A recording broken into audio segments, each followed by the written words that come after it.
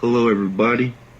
It's my privilege to introduce to you, all the way from the south side of Chicago, the man, the myth, the legend, my Theo, your brother, the Southside Unicorn.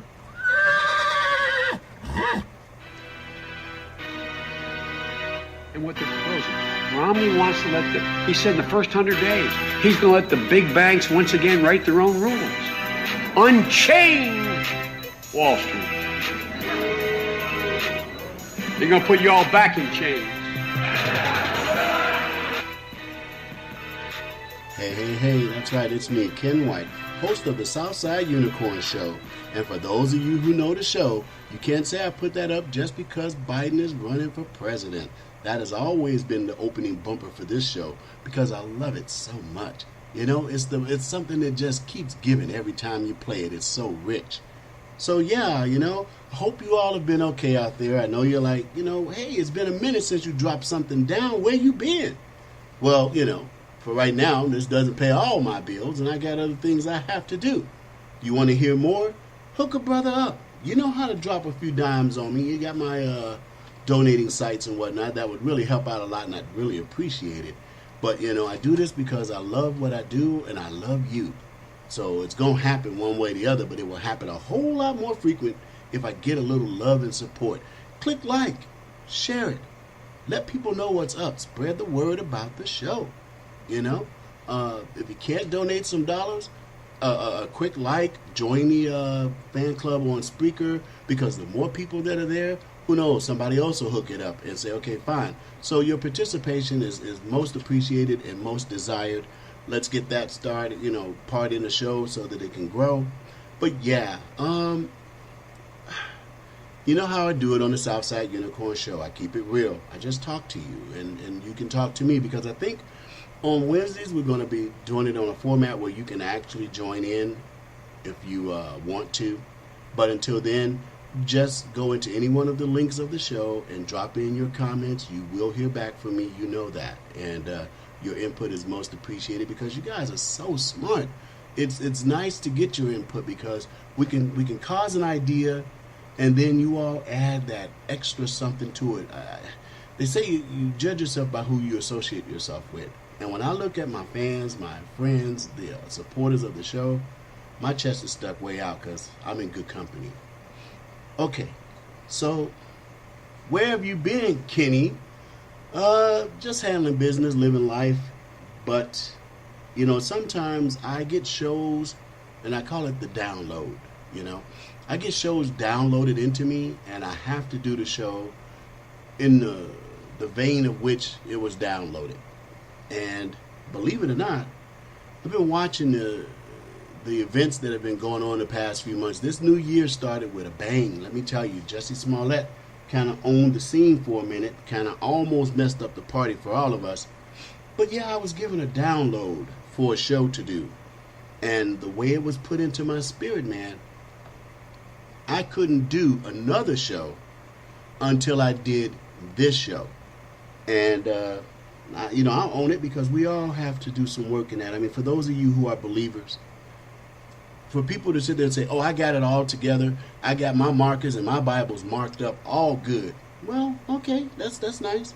But, you know, in this side of the real world, some of us, you know, we fall off a little bit. Not that I backslid. That's not what I'm trying to say here. What I'm saying is I need to work more on being, you know, more on it, so to speak, because this was a downloaded show, and in obedience, I'm just going to do it. Now, it's a little, and pardon me, I'm going to cough. It's a little different than my normal shows. You know, I like to be, you know, upbeat and just talking about the current events and things that are going on in our community. That's my favorite style. But sometimes you just got to talk about the issues at hand. And this is one of those times we really need to talk. We really need to listen to each other. You know, if you're a follower on my Facebook page, you know, you can see where I'm headed with this thing. Ladies and gentlemen, we're running out of time. I'm not a doomsday type of guy, and trust me, You know, Jesus Christ said it better than I ever could. He said, no man knows the hour or the day. So that's not where I'm coming from with that. When the second coming comes, it's going to be when he's good and ready, when his daddy tell him to come back. No, I'm talking about us, just regular folks here on this planet Oit. You know, just here in America, you know, here in America. We are running out of time. Even as we talk, there are people pouring over our borders. I mean, this is bad, people. We have it's like having a bicycle and your flat tire, you know, you got a flat tire in the back. If you got two tires, you got one in the front, one in the back. You know, I can make it the front tire. You pick whichever one you want it to be. But if you got two tires and one of them is like low on air or it's flat, you know, it's going to be hard riding that bike. And trust me, when I was a kid, and you may have done it too, I've ridden a bike on a flat tire, but it's not easy. We have a two-party system in this country. And one of those tires, a.k.a. the Democrats, they either very, very low on air or they flat. And this bike has gotten really hard to ride because you need both tires kind of inflated so that bike can move down the road. So here we are, and thank you again for joining. This show was supposed to be titled, Whose History Is It? Now that'll tell you how long ago this show should have been made. I mean, come on, this is already April 26th. And so when I say whose history is it, you know I'm talking about Black History Month, the month of February. So that's 2 months ago. This should have been put out. But at the same time I was told that this is the show I have to do, it really wasn't about timing. Something inside of me said, not yet. So I knew I couldn't do another show until I did this one. But it was about when. And so let's just pick up where, you know, it came in, which is the Jussie Smollett matter. Now, yes, it's April 26, 2019, and with as fast as our news travels or goes, you're probably saying, man, that's old news now. Let's get on to something else. No. I'm going to start where I'm supposed to start. I'm going to talk about what I'm supposed to talk about. I hope you'll tune in and listen. Whose history is it anyway? I don't believe in Black History Month because I'm black every day. My history isn't necessarily my history to myself, unto myself, or you, just because you happen to be black. Black history belongs to all of us. Black history happens every day of the week, 365 days a year, 24/7. So I knew I wasn't going to do this show in February because I refused to follow that mindset. Oh, it's February. I get to talk about all kind of black stuff. And yeah, I appreciated that. I mean, I looked on my Facebook and my friends were hitting me up with all kind of stuff. Everybody had another black person that, you know, had done something great or famous. You had riverboat captains or guys who posed as riverboat captains who got people free. You have sheriffs, which is, I knew about him, and that was one of my favorite people. You know, Bass Reeves. Bass Reeves was the first black U.S. Marshal. Why do you think I became a peace officer? I knew all that, you know. I sat down in the library many a day. But, yeah, February, you get all these heroes, Harriet Tubman, George Washington Carver. These are the luminaries, but you got others in there that people were mentioning. But I want to pose a question to you. When these black people back in the abolition days and slavery days and 1800 this and 1700 that, even the 1920s, when they did all these wonderful, awesome things that they did that we're all proud of, did they only do it in February? No, they did it every day. July, August, September, October. They were just being and doing. And that's how we have to start looking at ourselves. I often wonder, about Black History Month. It's like you're shortchanging yourself. There are 12 months in the year, Why would you pick one month? And then of all the months in the whole wide world, why would you pick February? It's the shortest one of the year. I can't knock it too hard because it's the year I came into this planet. I came to planet Oit on the 17th of February, 1964. Now, there's something kind of notable about that, and I just want to, mention that. On 17 February 1964, the U.S. House of Representatives accepted into law the Civil Rights Act. They accepted it into law at 2:54 p.m. I was born at 3:54 p.m. on the south side of Chicago. Pretty cold day. It was a Monday, as a matter of fact. And I always muse at that. It's kind of, everybody has something about their birthday that they like to, mark. You go in the book and you see if your birthday was the same as Rock Hudson or whatever, For me, it just so happens I am exactly as old as the Civil Rights Act of 1964. I'm like a living clock to the rights that were granted or acknowledged for African Americans. So I kind of gauge the stuff that's going on, by those numbers. That's how I get down. And growing up on the south side of Chicago, born on the 17th of February 1964, in the heart of the Democrat empire, I got to see this stuff firsthand. You imagine the system is designed to take out a young black male. Back in the, and I shouldn't try to pick a date on that. I'm just going to say there was a time when the destruction of the African American male, the black Negro male, or whatever you want to call him, colored man or whatever, that was high on the list. That was high on the list.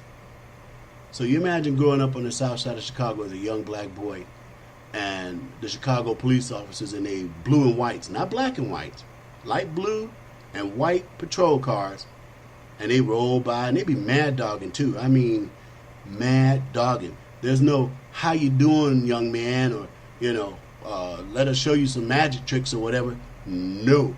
They were like, you better not move ya, or you gonna have problems. That's what I grew up in.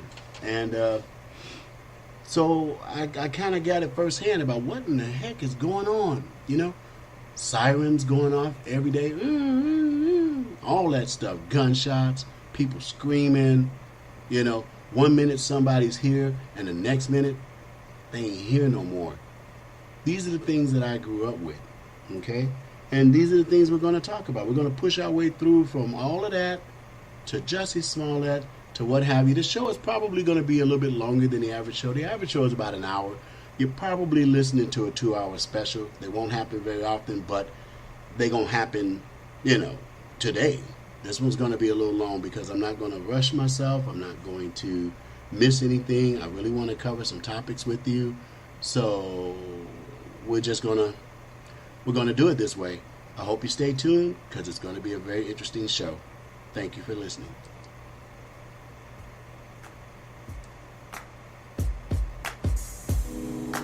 Take me in your arms, do just what you want. You're the one I trust. It's Joy Villa, and I'm reminding you to tune in to the Southside Unicorn Show, hosted by my friend Ken White. Do just what you want. Hey, everybody, that's right, I'm back. And like I said, this is probably going to be a 2-hour special, and I'm really glad that you're going to ride it out. Do what you got to do. Just plug it in and listen, because, a lot of my good friends out there, they're telling me, hey, Kenny, turn it into a YouTube, put a video on it. And I'm popping my peas. Put a video on it. Do something like that.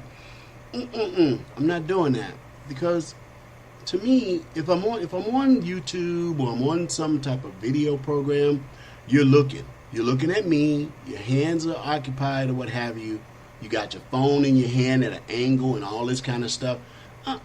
Go ahead and do what you're doing. Whether you're driving down the road, you're at a sporting practice with your children, you're in the grocery store, you're chilling on your couch, you're laying in your bed. Wherever you might be, just listen. Just listen. That's best for me. It's best for you too, because most of what I'm saying is just thoughts. You don't need to see my face. If you want to see my face, trust me, you can get that done. I take a lot of pictures. You can find me on Facebook. You can find me on Instagram. You can find me on Twitter. Whatever the site is, you can find a picture of Kenny White on one of those shows. On one of those sites easily. So this is the format of the Southside Unicorn Show, and this is how we're going to do it. We're going to just listen to each other, because a lot of things come by hearing. A lot of things come by hearing. So, for those of you that are, suggesting I do a video, not going to happen. So when we left off in the last segment, I was talking about growing up on the south side of Chicago. You imagine you go to a half-baked school and you're trying to get an education out of it, but man, you got to get past the gangbangers, the El Brookins, the Disciples. See, you guys are all caught up in this Crips and Bloods out here on the West Coast. But in the Midwest, in Chicago, when I was growing up, the most terrible gangs we could imagine or knew of was the El Brookins and the Disciples. And man, oh man, what a tightrope you walk, because you're either going to get handled, or should I say, you handle it or you're going to get handled. You got to try to dodge them because you're going to get recruited, or you're just another target. So you trying to be out there and play some basketball, ride your bike, go to the store and get some wine candies or whatever you're trying to do, and you got to do it and make sure you don't get shot. Yeah, that's how I grew up. There were some Saturdays, the game that we would play would be whoever found the 45 caliber bullet shell was the winner, because you had to dig through the 38s, the 22s, the shotgun rounds. They're all out there. They're all on the ground on a good Saturday morning. Trust me. This was, my growing up. And, you get these teachers, predominantly the white teachers. They lived in Kankakee and Skokie and Waukegan and all these places, and they drive in to teach in the inner city black schools. And the strangest thing, here I am, and I'm in the 6th grade, 7th grade, and all that, and my reading proficiency, the whole 9 yards, was off the chart. But the teacher I had, all she could focus on was tying my left hand down onto a table with some tape. She put my left hand, because see, I'm left-handed, and she put my left hand down on the table and taped it down. And when I would raise my hand, she would ignore me and go to another kid. Kid had the wrong answer. And I'm sitting there, I guess I'm like Horshack. I'm like, ooh, because I know the answer, And she would just gloss it over and just basically was not feeding my mind. And I'm like, wait a minute. Your job is to teach me. Your job is to help me. But even at that young age, I could intuit this woman, she resented me. She didn't like me. And it wasn't because I was trying to be a know-it-all. I wasn't that kind of kid.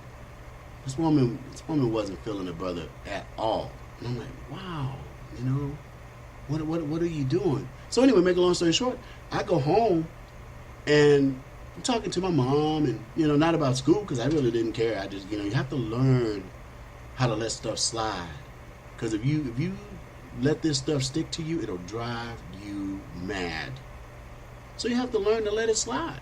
So I'm sitting there just enjoying being at home with my mom and talking. And she looked at my left hand, and you know how tape leaves like that dirt residue with a little like lightness to it? So she could see that something had happened to my hand. She's like, boy, what happened to your hand? And so that's when I told her, what happened. Woo-wee! My mama marched down to that school, and I almost want to give the teacher's name, because I'll let you know the secret. I never forgot her name. I still know her name to this very day. My mama stormed down to that school, and she told that woman, if you ever put tape on my child's hand again, woo-wee. And that woman, she's like, yes, Miss White, I was just trying to help him. She's like, he don't need no help on where to write or how to write. If he's left-handed, he's left-handed. So let him write with his left hand. Boy, write me something. Write your name down. My mama threw a pencil at me and told me to write my name. She's like, can you read that? She's like, yes, Miss White, I can. She's like, as long as you can read his writing, don't you ever put tape on my boy's hand again. And we walked out of that school, and I gotta admit, I felt better. I felt better on the inside. I mattered.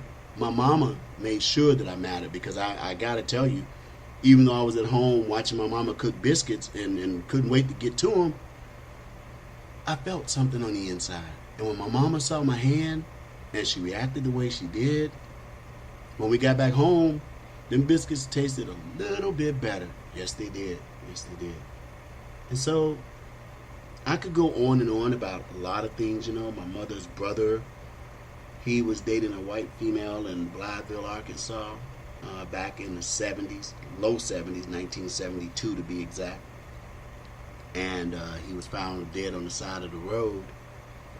And it appeared that he had been run over by a car and that he was on his way to get gas. Well, we had an investigator get involved and come to find out the gas had been siphoned out of his car alongside the road. All the gas in his tank was right there in the dirt. Okay? And just so happened, the guy that accidentally run my uncle over was the brother of the young lady he was dating. Okay?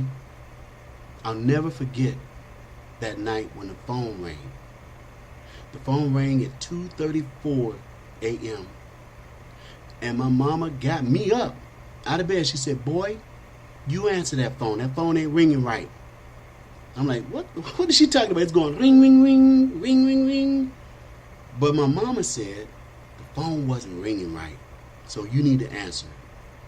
And it was my uncle, her other brother. And he said, "Boy, put your mom on the phone. I need to talk to her." I'm like, okay. And I put on the phone, and that scream that my mother made, I'll never forget it. It scared the hell out of me. Something on the other end of that phone made the world just stop spinning. It was real bad news. And she got the news that her younger brother was dead. So, you know, as we move through this, you know, whose history is it anyway, in my version of a black history dissertation or what have you, I want to put some of that out there. Oh, I could go on, okay? But I'm not. I just wanted to give you just a little bit of a voix d'art about me. Just a little, because trust me, there's a whole lot more. So as I go through these exercises of race relations and this and that, can you please not call me an Uncle Tom or Coonin or any of that stuff? You don't know me. I just gave you a sample of who I am. And if you don't think I understand totally and completely what racism is, then you just go ahead and turn this show off, because you're not going to get nothing out of it. All right? But I'm not here. Oh, man, I got to calm down. I'm not here to stir nothing up. I'm not here to complain. I'm here trying to help. I'm here talking to my friends and my listeners so we can learn a little something. Because, see, could I hold a grudge? Trust this. There's another family member that we lost. My mother's grandfather. He, left this earth in a very strange and peculiar way. So, no, a few times in my military history, I definitely knew I was being dealt with because of the color of my skin. Because, see, at the time I was in the Air Force, United States Air Force, there wasn't that many brothers. There were some up in there, but the Air Force was almost like sacred cow ground. You didn't just get on up in there. Hell, the day I went to go try to take the ASVAB test, the recruiter at the desk, he pointed me. I went into the Air Force desk, right? He pointed me to the Army, the Navy, and the Marines. He's like, the Army's over there, the Navy's over there, and the Marines are over there. I'm like, man, I know how to read. I walked in the door I wanted to come in. And he tried to steer me to the other three branches before he would even, talk to me. And, I want to continue. In fact, I'll talk a little bit more about that when we come back from this break. Like I said, this was going to be a pretty long show. It's going to be a 2-hour special. So I hope you're ready to get in and dig in, because that's just, that's how we're going to do it. We'll be right back after these messages.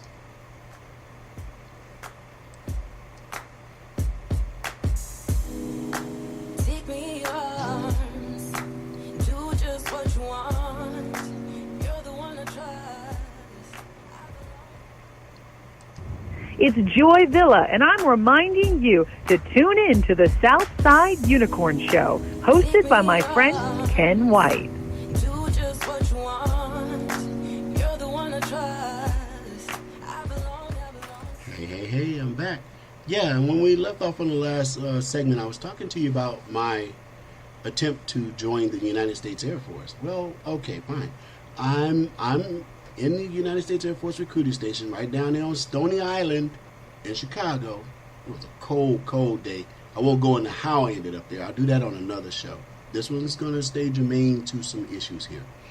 And so, yeah, I'm sitting there, and I'm like, I'd like to take the test, sir.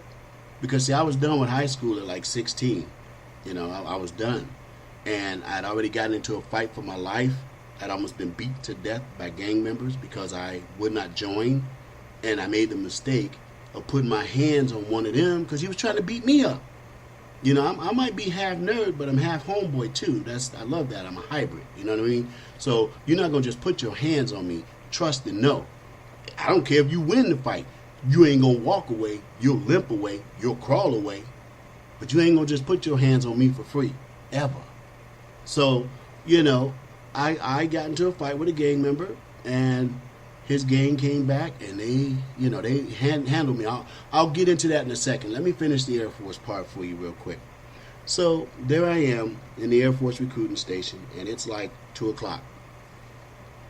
That recruiter barely looked at me. I sat there. There were 4 brown metal chairs up against the wall.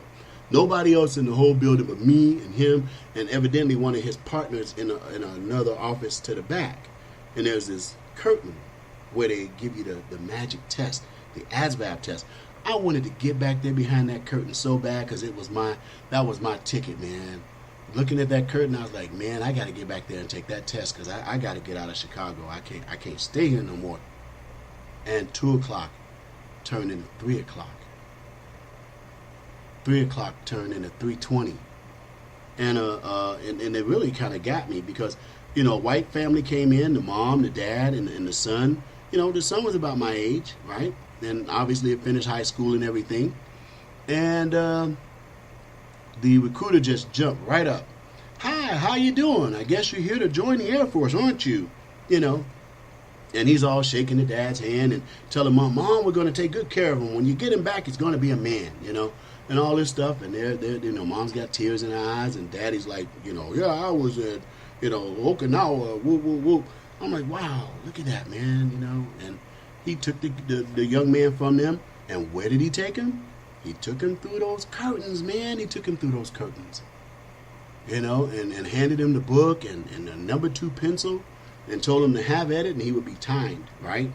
I'm still just like, I'm just ready to go. I'm ready for my turn. That man waited till it was almost too late for me to take the test that day, but I would not be denied. That's just how Kenny gets down. That's the way I was ever since I've been on this planet. So I looked at him and I said, excuse me, sir, I would like to take the test, please. And he looked at me with a look. It kind of hit me in my belly. I mean, I felt it. I felt it. I was like, he looked at me like I wasn't even human. Like I was disturbing him. But I refused to be deterred. He gave me the test. You know, I went back there. I didn't bother the young man that was still back there struggling. You could see the smoke coming out his ears. He's trying to make it happen. He's trying to get that test going. You know, but I took mine and I sat in the desk a little bit off from him, opened it up, took my number 2 pencil and started having at it. Whoop, whoop, clink, clink, whoop, whoop, whoop, whoop, whoop, whoop. And I knew I was running out of time, but I wasn't going to be rushed like that. So I finished. And I gave him my test, and he kind of like, I'm being honest, ladies and gentlemen, he snatched it out of my hand.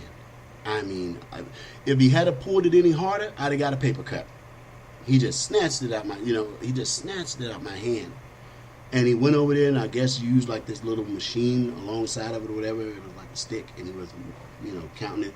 The young man came back out, and, you know, he was doing his. He came, actually, this is how that went down. The young man went in before me, right? I went in a little bit later than him because the man refused to give me the test. And I finished before that young man did and, you know, came back out. Next thing you know, that young man comes and he stops grading my test to grade his. But, you know, I guess I could understand that. His parents were right there, so maybe he was just trying to get him out of the, the office real quick. And he said, okay, congratulations, you passed. Here's a list of careers that you qualify for. from this section to this section, and he showed the young man based on his test scores, these are the, the jobs that he would be, best suited for or eligible for in the United States Air Force, right? Okay, cool. They got up and they left, and he explained to them, he could go in delayed entry, and he could go in right now because they had another flight leaving in like a couple of days or whatever. And I'm like, ooh, man, I wonder if he's going to tell me something like that. I wonder what jobs I'm going to qualify for. And he graded my test. And I'm sure you can go back and check the records. It's got to be there. In fact, it made the newspaper, if I'm not mistaken. My mama was quite proud and shocked. He graded my test, and he looked down at it again, and you could see he kind of like went like, huh, kind of humped in his shoulders, right? I'm looking at him. I'm like, come on, man, tell me what's up. He looked at me again, and he said, young man. I'm like, sir, because I'm ready. I'm ready to be a military member right now, I'm like, sir, and he's like, you just got yourself a steak dinner and $50, $50. Come on. Back in 1981, that was a lot of money. That wasn't no little bit of money. And he said, and you just got a steak dinner for me and my partner. And he called a guy from the back room and called him out. He said, take a look at this test. And they looked at it, and he said, did you check this right? And he moved the little thing or whatever. He's like, okay, it's right. They told me that I only got two or three answers wrong on the ASVAB test. So he looked at me and he said, you qualify for every job in the Air Force. In fact, we'll even send you to the academy. Whatever you want to do, you can write your own ticket. I'm like, cool. Because little did he know, I was a member of the, it's called GCAP, the Greater Chicago Area Program for Gifted Children. I just managed to squeeze into that program, and I thank the Lord. He gave me a little bit of brains, and I tried to put them to the best use I could in the environment that I found myself living in, You try it sometime. Try it, and it's not that easy. I'm happy for the people who have made it on to go to Morehouse, Spelman, all that stuff. I'm so happy for them. I really am. But for me, my mama couldn't afford it. The situation I was in wouldn't allow it. And because of the things that were facing me, I needed to get out of Chicago. And this was my way out. So, yeah. Again, another moment where racism took a bite in me. I mean, some people were like, oh, that wasn't that bad. Oh, yeah, it was. You try to take a test like everybody else, and you're the last one that they give it to and treat you like that in an office all day long. It's a memory that stays with me, but I don't let it affect how I deal with people. I deal with everybody on a person-by-person basis. I am not happy when I hear or see anybody, whether it's black people trying to blame all white people for everything that ever happened, or all white people trying to lump all black people into the same bucket, or all other people trying to do that to Muslims or anybody. We'll get into that too. Maybe not tonight, but I've had some contact and exposure to the Muslim empire, and not all of it was nice. But that will never make me judge the entire religion or group of people based on some. When we start going down that road, that's where the problems start. That's why I was like saying, whose history is it anyway? It's all of our history. We all have a part in this thing. And to, be treating each other like that on these blanket statements, Kenny White ain't gonna do it. My friends don't do it. If I run into somebody who tries to do it, I let them know how I feel about it. I don't try to change other people's minds. To me, that's disrespectful. When you try to change another person's mind, you really shouldn't go down that road. You can tell them what you think. You can tell them about the logic of why you think what you think. And they're going to tell you some stuff too. And then you leave it at that. Like some of you naughty people on Facebook. Some of you I know, some of you I don't know. But it's like a cat last week. He's sitting there trying to make me feel a certain way about the Palestinian people. No, partner. I'm going to tell you how I feel about them. and you're going to tell me how you feel about him. But when you go to saying, oh, Kenny White is brainwashed, I'm going to take you and put you in Hawaii in front of some hot lava and see if you don't move. Fool, why are you talking like that, man? You talking about putting your hands on me. You going to move me. I weigh 305 pounds, first of all, and it ain't fat. Let's get that part straight. No, it's a pretty good, decent 305. So when you go to talk, I'm going to take you and move you. No, you're not. Because one, I'm not going to put my hands on you, nor will I now allow another to do it to me. It's all about respect, everybody. That's the tip I'm coming on. When you hear me always getting kind of jinky about that, it's because it's my serious pet peeve. You know, I'm like what's his name, Bat Masterson, or for that fact, just like my man Bass Reeves. Take a look at Bass Reeves. Bass Reeves was a gentleman. Bass Reeves was a marshal, a U.S. Marshal. He was soft-spoken. He was smooth about it, but he could handle his business.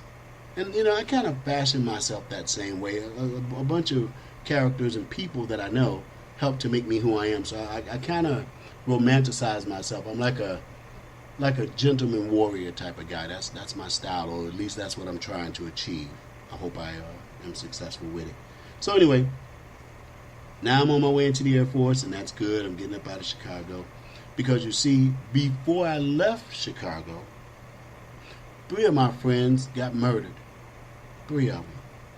The one that comes to mind the most, and I'm sure my cousins can probably chime in on this when they hear the show, we went to a house party one night. We used to call them sets. You had the little index card, and you paid 25 cents because it was called a plugger, And you go in and you get your dance on, get all sweaty and whatnot, drink some beers or whatever, and you go home. And now, mind you, we were doing this at 15, 16, like Romeo Juliet type of stuff, because we were like grown folks at 15 and 16, especially in Chicago.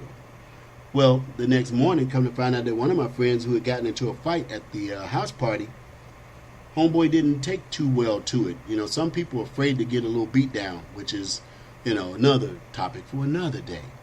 But, they're too cowardly to get into a fight and just, okay, you got beat up, you lost. That don't mean you gotta go running around breaking out, guns, or in this case, a butcher knife. And I'm sure my cousin will probably remember when I speak on it right now. This young man rang the doorbell to his house. His mother opened the door, and he fell right in with a butcher knife all the way in his chest up to the handle. That's one of my friends.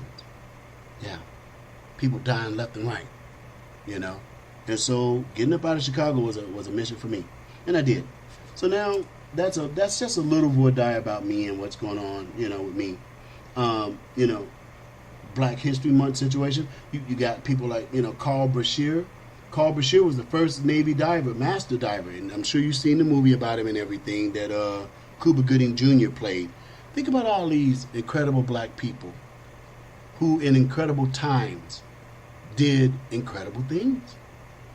I can guarantee you, if they had had a big giant chip on their shoulder, if they had been carrying the weight of the world around in their ethnicity, they would have been paralyzed and couldn't have done anything. When you look at some of the greatest achievements by African Americans in this world, you're going to find something very interesting about them. They don't operate from their color. They don't operate from the hue of their skin. They operate from that very place that Dr. Martin Luther King Jr. instructed us to operate from. They operate from their character. They operate from their heart. So it pains me so much whenever we try to have this conversation, whenever we try to look for, and let me just play with them for a minute. The Democrats are like, only fools build walls and intelligent people build bridges. Well, how the hell how you gonna build a bridge when every time somebody starts to lay down the track, when somebody tries to lay down the footwork, you go talking about the past. You go hollering about the past. Oh, but what about back in this day and this? We did this and they didn't give us no. And let me take that out of my voice. I apologize for that. I shouldn't be doing that. I'm just paraphrasing some of the ignorant responses I get sometimes. I'm not on that tip, ladies and gentlemen. I'm about the future. I have my feet firmly rooted in the present, looking at the future with the past to my back. Okay? Do I forget my forefathers? Do I forget the suffering? Am I trying to be a white man or any of that? Will you please cut that out? That's the cheap, easy way out of this conversation. It's the squirmy worm, is what I call it. It's the squirmy worm. When you go, oh, he don't know what he's talking about. I'm smarter than him. I went to college and I got a master's degree and do-do-do-do-do. It means nothing.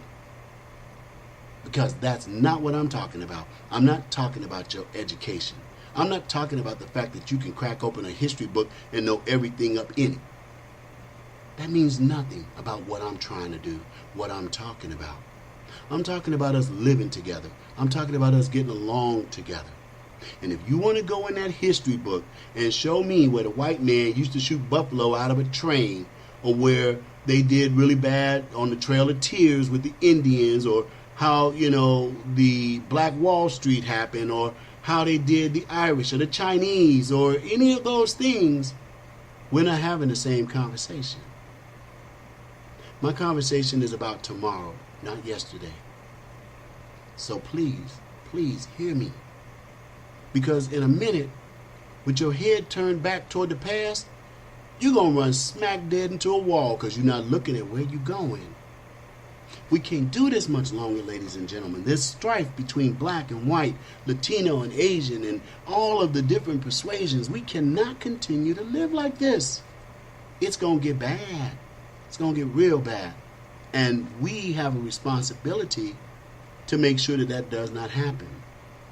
So, that's part of why I'm doing this show today. Maybe some pieces will fall on you. Maybe some of it will get caught in your ear and you'll spread it on to somebody else so we can, definitely get this stuff handled. The best way to magnify what I'm trying to say is the Jussie Smollett situation. Jussie Smollett. What a shame. What a horrible thing he did to America. To the world, actually, because it did go worldwide. I'm trying to think back to the night he did that, where he made the claim that he was on his way to a Subway sandwich shop and that two white men poured bleach on him and tried to lynch him with a rope. Now, you talk about a passion play. You talk about stirring up the emotions. The visual of a handsome, nice young man who happens to be gay, but he's, when you have, as Prince used to call them, the beautiful people, when you have one of the beautiful people and somebody does something wrong to them or bad, it believe it or not, it's just the way of the world, you're a little bit more upset about it, aren't you? So when he did that, that was some bad stuff. And I want to continue on that. We're going to continue with the Jussie Smollett situation. And keep going right down this conversation till we get to the bottom of it all. But we got to take a station break right now. So please go nowhere. We'll be right back after these messages.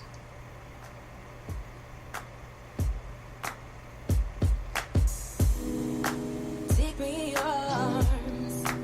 Do just what you want. You're the one I trust. It's Joy Villa, and I'm reminding you to tune in to the Southside Unicorn Show, hosted by my friend Ken White. Do just what you want. You're the one I trust. Hey, I'm back. And that means you must still be here too. I hope you went and got yourself something to drink, or, maybe you clicked on somebody and said, hey, get a copy of this show. Kenny's doing his thing. The Southside Unicorn is out. It's like my alter ego. I have two of them, actually, if we got to get real about it. Well, actually three.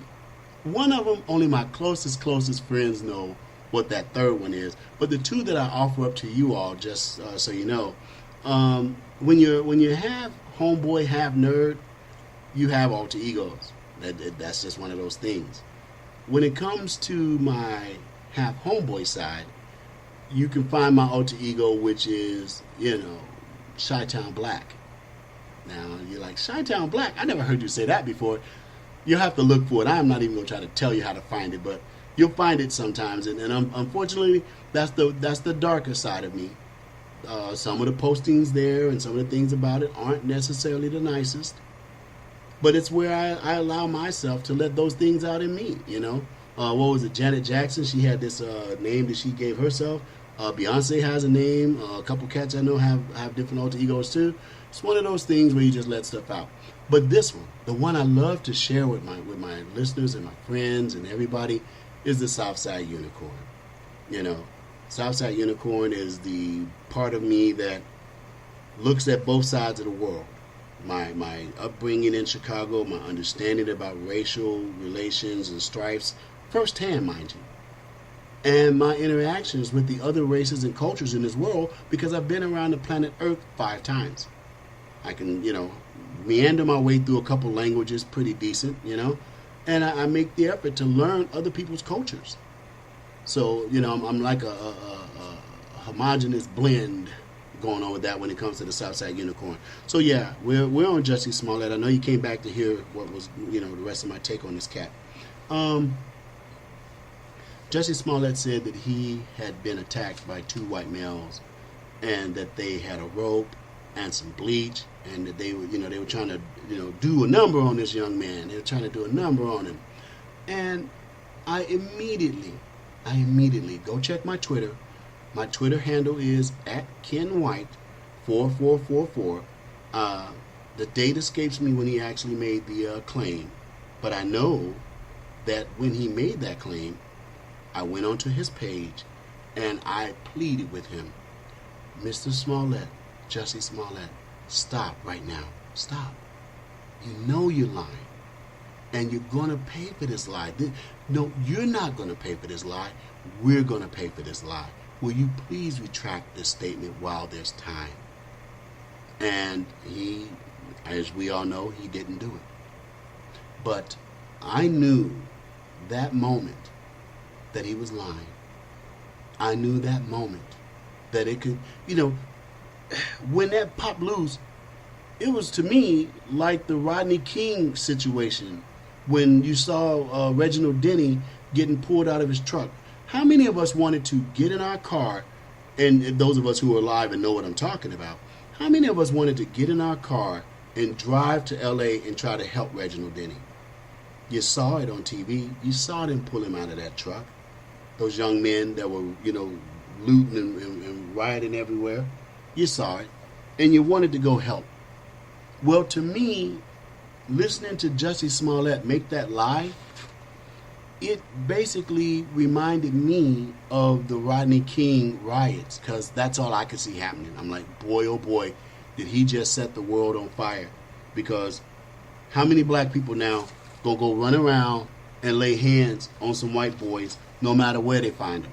You know, we had those young men from the Catholic school who, you know, got handled by the American Indian, you know, who was talking about them in their red hat. So I'm sitting there thinking, how many people wearing a MAGA hat? Hey, just a red baseball cap. They're in trouble now because Jussie Smollett just lit everybody on fire. Well, we know how that turned out. You know, here it is, April 26, 2019. So we know that he was found to have been a lie. They even discovered the video of his African homies buying the stuff. There's a check that was written so they could get the stuff. And the man is just cold busted. There's so much text messages, everything. The forensics are there to say Jussie Smollett faked a hate crime. But now hold on. He didn't spend one day in jail. He had evidently went over to Jesse Jackson's Operation Push and pushed the broom around or something. I don't know what he did. But whatever it was he did over there, the people say that's good enough. Now leave Jussie Smollett alone. He going home now. Man, that right there is where the problem is. Because see, it's one thing for somebody to do you wrong and for you to want to have revenge. That's a natural human feeling. But how many of us were really lynched? How many of us were really victims of hardcore, no joke racism, slavery, or any of those things in the last 40 years. I'll go even that much, even in Jussie Smollett's lifetime. When have you really seen it happen? Has it happened? Yes, there have been a few incidents like that. And the reason I want to point out the few is because let's talk about lynching in its real, purest form. When you look at the statistics for lynching altogether, I mean all of them that they can actually count. Now, granted, there's a lot more because I remember Oprah Winfrey and everybody did these effigies of lynched people in this warehouse where they laid out all these items trying to say these are the true numbers of lynchings. We'll never know. We'll never know the true count of Jews that were murdered in Auschwitz. You can't quantify it. You just know that it happened. But by the best records that we have, there were a recorded 4,743 lynchings during the time of, when lynching was in its heyday, And the irony of that is 1,297 of those were whites, leaving only 3,446 blacks that were lynched. Now, am I trying to minimize that? No, I'm not trying to minimize it at all. That's wrong. That's a horrific number of people to be, murdered and destroyed over an issue like racism. Horrible to even think about it. But I mention it because it has to be, it has to be looked at, not in a minimization, because trust me, that's not what I'm trying to do. I'm not trying to minimize it. I'm trying to contrast it.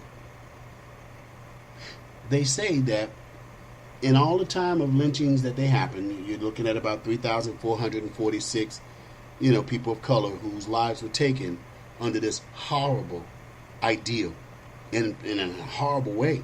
Because, even in the Bible it says, cursed is the man that is hung upon a tree, which I think we really need. You're talking about reparations.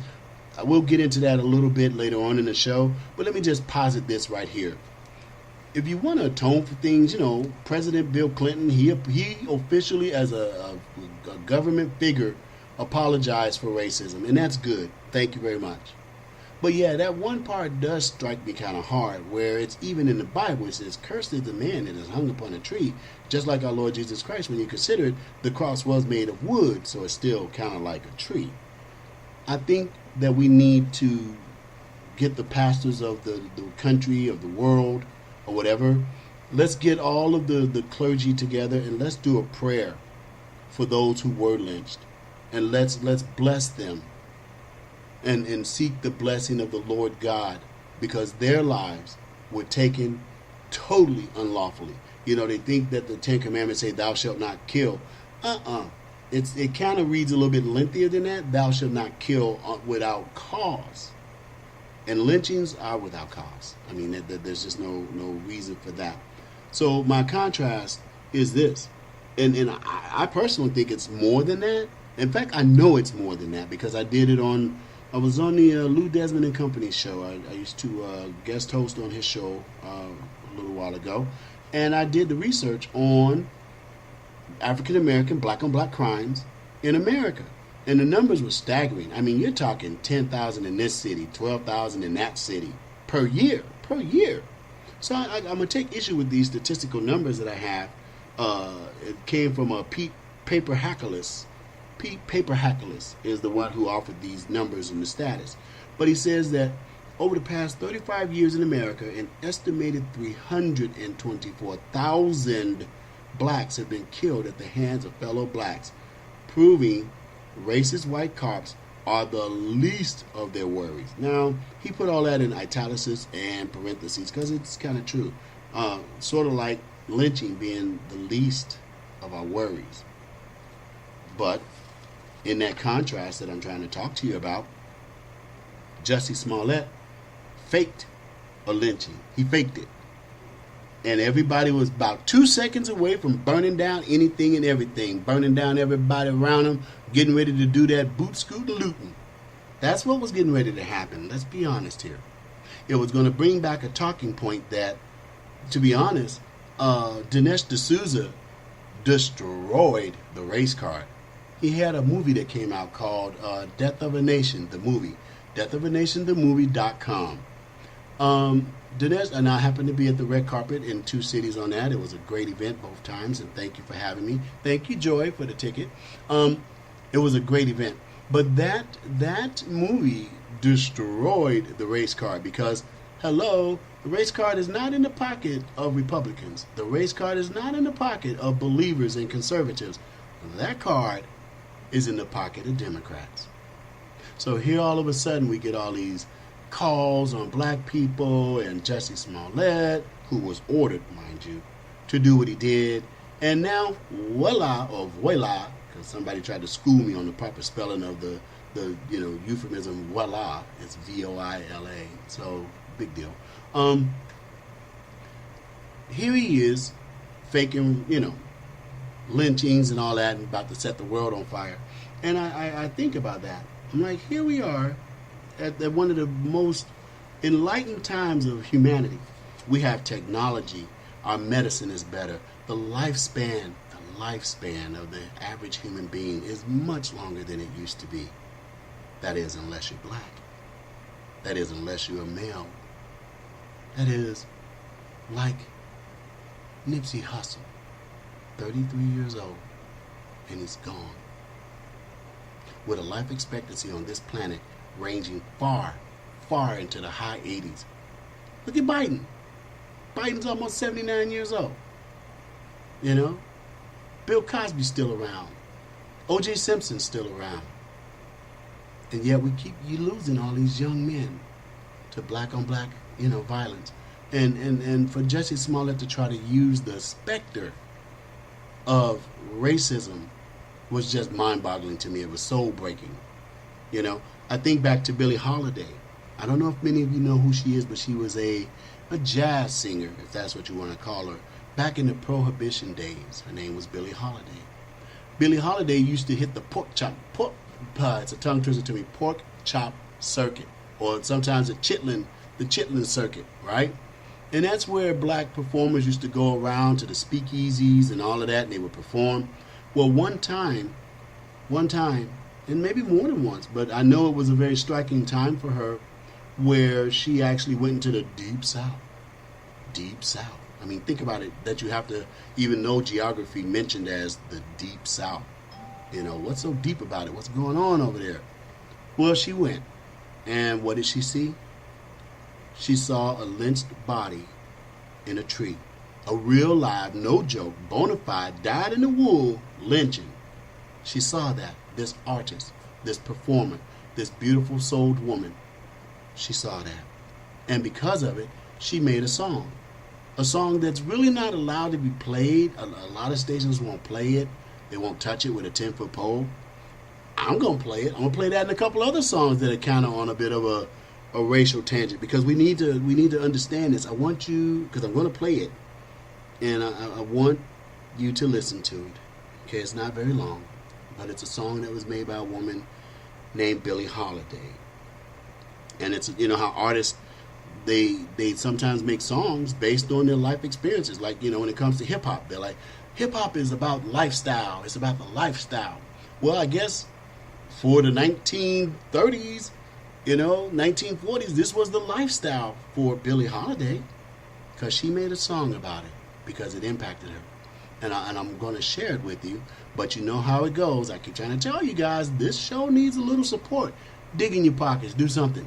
And all you got to do is click on that little donate page and drop some up in there, and you'll get more content. You'll get a whole lot more. I got friends of mine that are a little bit ahead of the curve on me, and I'll be appearing on his show sometime next week. But his name is Mike the Best Closer. It's at the Best Closer on Twitter. This man has got it going on, but he worked his craft. See, his show is on the curve. He's a little bit ahead of me on that. And I'm trying to catch up with my contemporaries, but I cannot do it without you. I cannot do it without these commercials. So we're going to take a break, but when we come back, we're going to listen to Billie Holiday's song, because it must be heard. In contrast to what Jussie Smollett did, you young people that are listening, You take a listen to this song when we get back, and you recognize this song was made because of something she experienced in the real. We'll be right back after these messages.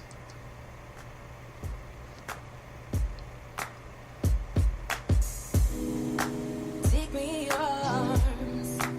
Do just what you want. You're the one I trust. It's Joy Villa, and I'm reminding you to tune in to the Southside Unicorn Show, hosted by my friend Ken White. Do just what you want. You're the one I trust. Hey, I'm back. And as promised, we're gonna play this song from Billie Holiday, but I just want to give it some little bit more content. You know how the movie Purple Rain, I gotta make sure I don't pop my peas. Purple Rain with Prince. You know, it shows where he was dealing with his dad, and his mom and his dad were fighting, and you know that's how the song "This Is What It Sounds Like When Doves Cry." All these songs, they kind of come from someplace in these artists, and I love artists. I mean, I like the the art form of Eminem. A lot of people, I don't like his politics. You know, his politics be damn, it's bunk. But his talent, I like. You know, Rap God, I like that song. I mean, you know, so I'm with some stuff. But we got to bring the politics out of stuff a little bit too, ladies and gentlemen. We're too hyper political anymore, and that's what I'm trying to do with what I'm going to share with you. Jussie Smollett said that two white men tried to pour bleach on him and had a rope. Ooh, just the image of a rope. Put it this way: the rope is to black people what the swastika is to Jews. Okay, so for him to do that was a low blow. But I'm gonna share with you this song. Get yourself in the mindset of a beautiful, young, talented woman who was just on her way to just perform on the Chitlin circuit, pork chop circuit as they called it, on her way to her next gig. And in the bus that she was in, she looked out the window, and what did she see? A person that looked just like her, a black person, swinging from a tree. And this is the song she made. The song is called Strange Fruit. And the reason that is because, you know, when you look at a tree, you're kind of expecting apples or pears or something like that. You're not expecting to see a body swinging in a tree. So the undertalk of African Americans back then was, I saw some strange fruit the other day. That meant they saw somebody murdered in a tree. Ladies and gentlemen, the song from Billie Holiday, Strange Fruit. Southern trees bear a strange fruit, blood on the leaves and blood at the root, black bodies swinging in the southern breeze. Strange fruit hanging from the poplar trees.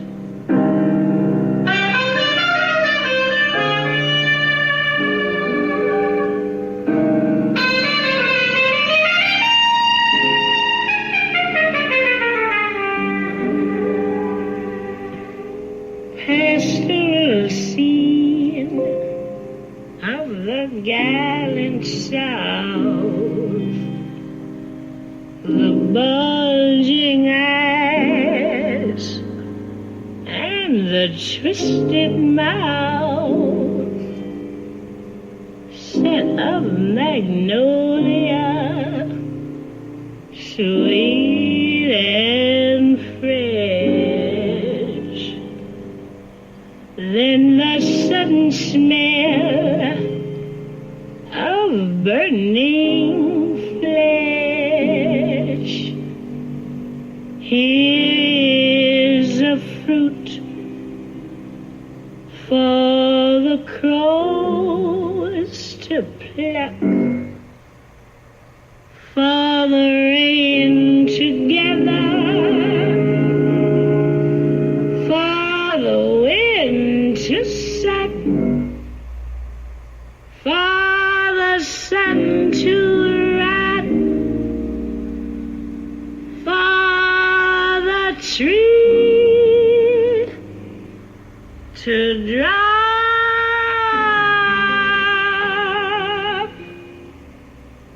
Here's a strange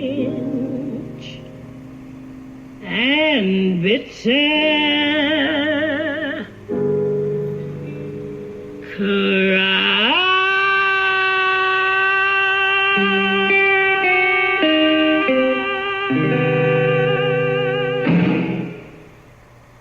That's Billie Holiday, 1938, Strange Fruit. Yeah. We have to put that into contrast with Jussie Smollett, who was making so much money. Some would like to say that he did this so that he could increase his value on his show called Empire. I beg to differ with you. I told you guys, I told you from the start. You gotta get more politically mature. You gotta get more politically savvy than what we're doing. We are on our way to oblivion. And there are some, in my opinion, in my estimation, who have made a deal with the devil and said, so long as I survive, so long as me and mine are still on the other side of this thing when it goes down, I'm good with it. What do you need me to do? I suspect that there are some people who have made that decision.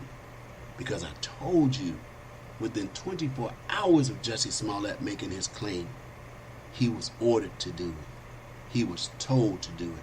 And if you think that I'm trying to be like, oh, I know everything and do-do-do-do-do, no. You go back and you check. You check me against timestamps. That's what you do. You check me against timestamps, and you'll see over and over and over again. I keep trying to tell you people what's going down. And I tell you before it goes down, because that's how I'm supposed to do it. So that at least you get some verification. You get some kind of proof. Because I told you, God is laying down breadcrumbs to lead his people away from evil. The things these people are doing, you see it. It's being laid out to you. And they're being showed time and time again that they're liars, that they're thieves, that they're taking something from us. They're killers. And what does the devil come to do? Lie, steal, kill, and destroy. What's your problem? Why are you mad? Because somebody's telling you the truth. You know, I should add this footnote. Billie Holiday had a drug addiction. And back then, you know, when you were messing with the heroin and all of that, ooh, they came down hard on you. Come on, think about it. Think about what they would do to you back in those days for a itty bitty bit of weed. So imagine if you was, you know, hooked on heroin or something. Do you know that Billie Holiday died chained to a hospital bed with handcuffs? That's how she left this earth, y'all. So, you know, we talking about Jussie Smollett like he's all important, like this and that. And the lynchings, which you just heard a very graphic depiction of lynchings in a song. And it still only came up to 3,446. What about the 1,876 young black babies that are murdered every morning from sunrise to sunset in the United States of America? 1,876. And that's just an approximation. Babies are murdered in America. And nobody is saying a word. A black man, the average crime ratio for him when it comes to meeting a violent end, he's 73 times more likely to meet his end at the hands of another black man than he is a white man. The average is actually 73 to 1. 73 to 1. And the irony of that one is, 9 times out of 10, when it's the white guy taking you out, it's because it's like maybe a police officer. Are you hearing me? Did you just get mad because I said that? Prove me wrong. I'm speaking facts here. I'm speaking real stuff. I'm taking the water hose and I'm hosing us down because we got to cut this out. I'm not here to talk about today's current events in the same modality as other people do them. Hey, I'm gonna own it. I'm here to usher us into a new mindset. Actually, a continuance of a mindset, because the last people who came trying to wake us up, I'm gonna be honest, I hate that term, or I dislike that term, wake up. Oh no, we're wide awake. We get in our cars, we turn them on, we put our radios on a particular radio station, and we bump out into traffic on our way to work, to our friends. We get to the club, we want to make sure we get that drink like most quickly. No, we wide awake. We just ain't paying no attention to the things that are important. We're not stopping, dropping, and rolling, even though we're on fire. Yeah, so that's what I'm doing. I'm here to try to hook you up, not wake you up. You're awake. You know what's up. You're awake enough to hear this show. That means you're awake.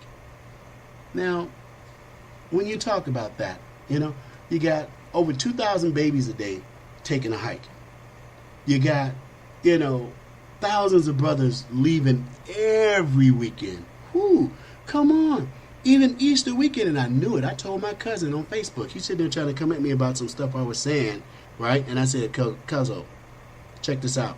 Even as we speak, there are going to be people getting shot on Easter Sunday. And lo and behold, right there in Los Angeles, what happened? 4 brothers shot. 2 of them died right there on the spot. 2 of them struggling for their life. I'll check into it and see what's happening with the other 2. We'll be praying for them. But there they were, gone. And yet, the one thing that fires up an African American quicker than anything is white on black crime. Whoo, man, that gets your attention like right away. That gets you now. Come on. If I had said that 324,000 black men were being killed by white men, oh man, I don't know if we could handle that. But I'll say it again. 324,000, not just Nipsey Hussle. 24,000. 324,000. I can't even get the number out of my mouth right. 324,000 black people at the hands of other black people. And I wish I had a special sound effect to make crickets, because I would do it. Because that's what would happen if I said that. That's what happened when I said that. Crickets. Crick, crick, crick, crick. Okay, I tried. Why? Why is it that when that stat is presented, crickets? Why is it that when 1,800 poor little babies are murdered every day, crickets? We can go beyond the children and think about those young ladies. Those poor young ladies, oh my God. Okay, you know what? I'm going to do it. When I was a young man, my mom used to work from sunrise to sunset, and I was an only child. So my house was the quietest house in the community because there was nobody there. My mama was at work, and I was, the only one. And my girlfriend at the time, she came to me and she said, Kenny, what time does your mama go to work? I'm like, she goes to work at like 5 in the morning. I walk her to the bus stop, and I keep a little straight razor in my pocket so I can get my mama to the bus stop safely, and then I pick her back up at the bus stop at like 6 or 7, right? And my girlfriend said to me, she said, we need to use your house. I'm like, what? For what? I don't know if I should mention her name. I didn't get permission, so I'm not going to use her name. I still know her, and I still remember her. A friend of ours had to go to the doctor. Now, mind you, she's 15 years old. And she went, all the girls took her to the doctor. Me and my cousin, them, we sitting in my house. I don't smoke weed. I've never smoked weed in my life. I may have gotten a contact high. Let's keep that real, because, when it's blowing, it's blowing. But I've never put a stick to my lips. Even back then when it used to explode, had the little seeds in it. Pow! Take you out almost. So my cousin and them sitting there rolling them up, and they just talking and whatnot. I'm trying to keep up, because you got to remember, I'm half nerd, half homeboy. So I'm trying to keep up. And they're like, yeah, man, homeboy, he don't even know, man. I'm like, who don't know? so-and-so's boyfriend. He don't even know what's up, man. I think he broke up with her last night. Because, see, that's normally the way it gets done. You're sitting there, you're making all that love and having all that fun. And then the next thing you know, homegirl, she not feeling so good in the morning. She throwing up. All her friends are like, ooh, girl. Now she done missed her cycle. Now it's pretty sure. We didn't have all those test kits back then. You could go in the bathroom and come back out with the little plus sign or the minus sign or whatever. That kind of stuff didn't really exist back then. But you knew. And what happens 9 times out of 10 when that young lady goes to that young man and says, hey, I think I might be pregnant. Well, you better do something. No, you're not. Whew. No wonder women don't like us very much. Yeah. Because, see, even when the baby is aborted and that young lady has to put her legs up in a stirrup and deal with what's going down, and that's pretty painful, and especially back then, because the technology wasn't even as good as it is now, and it still hurts now. So, yeah, this young lady came back to my mama's house, and she's crying and holding her stomach, and all the girls are holding on to her, and my girlfriend looked at me like, don't say nothing, don't say a word. I'm like, okay. But I'm sitting there thinking, when can we hook up? I'm not even knowing what that was that's going on right there. I'm looking at my girlfriend going, hey, when everybody leaves, get them out of this house quick enough before my mama get home. And there she is holding her girlfriend who had just had an abortion. Later in my bed, I'm freaking out because, when I pull back the covers, it ain't a nice sight. I'm like, what the heck am I going to do with this? But I'm thinking about her. The psychological damage that comes from the abortions. And when you think, as the stats say, in the African, I'm not even talking about young white ladies or Latino ladies. These are numbers specifically geared towards young African American females. 1,800 a day.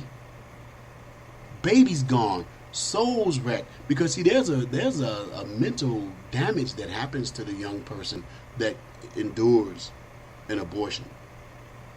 I went to go see 2 movies. Gosnell, the movie, and Unplanned. If you see either one of them, it will change your life. But if you see both of them, it's definitely going to make some impact on you. Trust me. And why those movies aren't allowed to be shown to young African American females in a school where they say it's okay for a transgender or this or that to do this or that. African American adult parents, what's wrong with you? This is what I'm talking about. Because if somebody went in that same school, let's say David Duke, let's say a neo-Nazi, if any one of them went up in your school, you'd meet them at the door, heaven help them. But you letting something far worse, far more insidious than a neo-Nazi or a David Duke get up in your children's heads. In fact, I don't even see why David Duke or the neo-Nazis need to even go into a black community. We're doing so good on our own. This is what I'm talking about. And I hope you're listening. I hope all of you are listening. White, black, green, blue, orange. Because it's all our problem. We all have to deal with this. We're sitting there watching an influx of what they want to call the dreamers and the immigrants. Am I hating? No, sir. Everybody come, but you come legal. And you let the system absorb you. You let it get a chance to take you in. Because at the same time you running up in here, there are some black people trying to live their lives from birth to education to retirement. There are some other people trying to live their life from birth to higher to education and a job to retirement. And when you come bum rushing up in here like that, you mess the whole system up. You ever seen Lucille Ball when she was trying to make those little chocolate candies? That's what we look like now. She's sticking them in her mouth, sticking them in her shirt, sticking them in her butt because there ain't no place for it to go because the system is messed up. This, African Americans, is the issue. This is what's facing us in 2020 because if you don't slow the conveyor belt down If you don't say, okay, we got to slow this down, they're going to be taking chocolate and sticking it everywhere. On the streets, anywhere, in prisons. They're going to be taking chocolate and putting it everywhere because you let the conveyor belt get out of control. And you do have a say in the speed of that conveyor belt, but you're on the wrong side of the switch. You're sitting over there thinking, well, it ain't my problem. You know, I'm getting something out of it. I'm going to get some profits. I'm going to get some profits. Did I pop my pee? I popped my pee again, didn't I? Try not to do that, you know. As we talk about that, which is, where do we go as African Americans? What do we do with this, the Blexit and the hashtag walkaways and the, you know, Biden opening up his show today with, you know, he started with racial platitudes. It really made me sick to my stomach. This man opens up for his presidential campaign, and the best he can do is start with some fake racism. That's what he thinks about us. It makes you ask the question. It makes you beg the question. What did he think about Obama? That you can come out on this is your rollout day, and you're gonna come out with some fake racist platitudes. Wow, freaking wow. So yeah, we're gonna touch base on. We're gonna kind of switch into some other stuff, which is still the same stuff, but a little bit different right now. But you know what time it is. It's time to go ahead and break for that cheddar and get that up in here right quick. So we're going to pause for a station break. Go nowhere. We will be right back.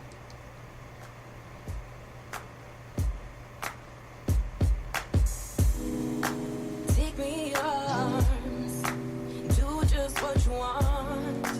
You're the one that tries. It's Joy Villa, and I'm reminding you to tune in to the Southside Unicorn Show, hosted by my friend Ken White. Do just what you want. You're the one that tries. Hey, I'm back. And I was on a roll when we left last time, and I'm going to try to keep that roll going. You know, we was talking about the conveyor belt and Lucille Ball. You get the visual, you know? And you got one, like I told you earlier in the show, I mentioned it, the bicycle with two tires. One tire's working good, and the other one is either very low on air or it's flat. Well, when Biden rolled out today, that was kind of flat. That was kind of tired. That was kind of embarrassing. That was kind of infuriating. Sort of like, you know, Ocasio-Cortez trying to use the black voice. My good friend Joy Vila took her to task on that. Good job, Joy.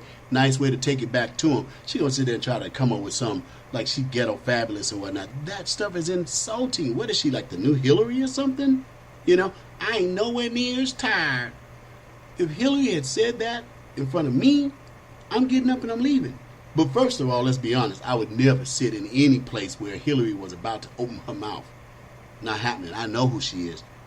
She said that if a black man has a gleam in his eye and, you know, is somewhat intelligent, that just makes him a super predator. She said that. That made me feel no different than I felt when that Air Force recruiter looked at me. That made me feel no different than I felt when my school teacher taped my hand to a desk. A black man with intelligence is a super predator? Well, anyway. So, you know, for those of you who can stomach it and hang around them and be clapping and applauding, I don't understand it. I don't get it. I mean, I'm not asking you to choose. Well, maybe I am. You need to choose better than what you're doing, because it don't make no sense that you're out there clapping and applauding. You know, it's like these young people applauding for Bernie Sanders. Bernie Sanders is a joke. J-O-K-E. Joke. We're going to permanently transform America, and I'm going to get rid of the millionaires and the billionaires. This fool is a millionaire. He's a millionaire.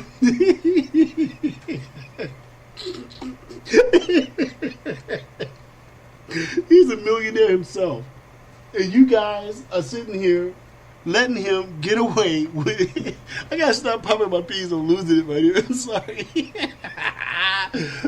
I'm trying to figure out, you know, I'm trying to figure out what's the... Let me get it back together. I'm sorry, guys. Let me put it back in. I'm trying to figure out. what brand of stupid you got to be? God, come on, Kenny.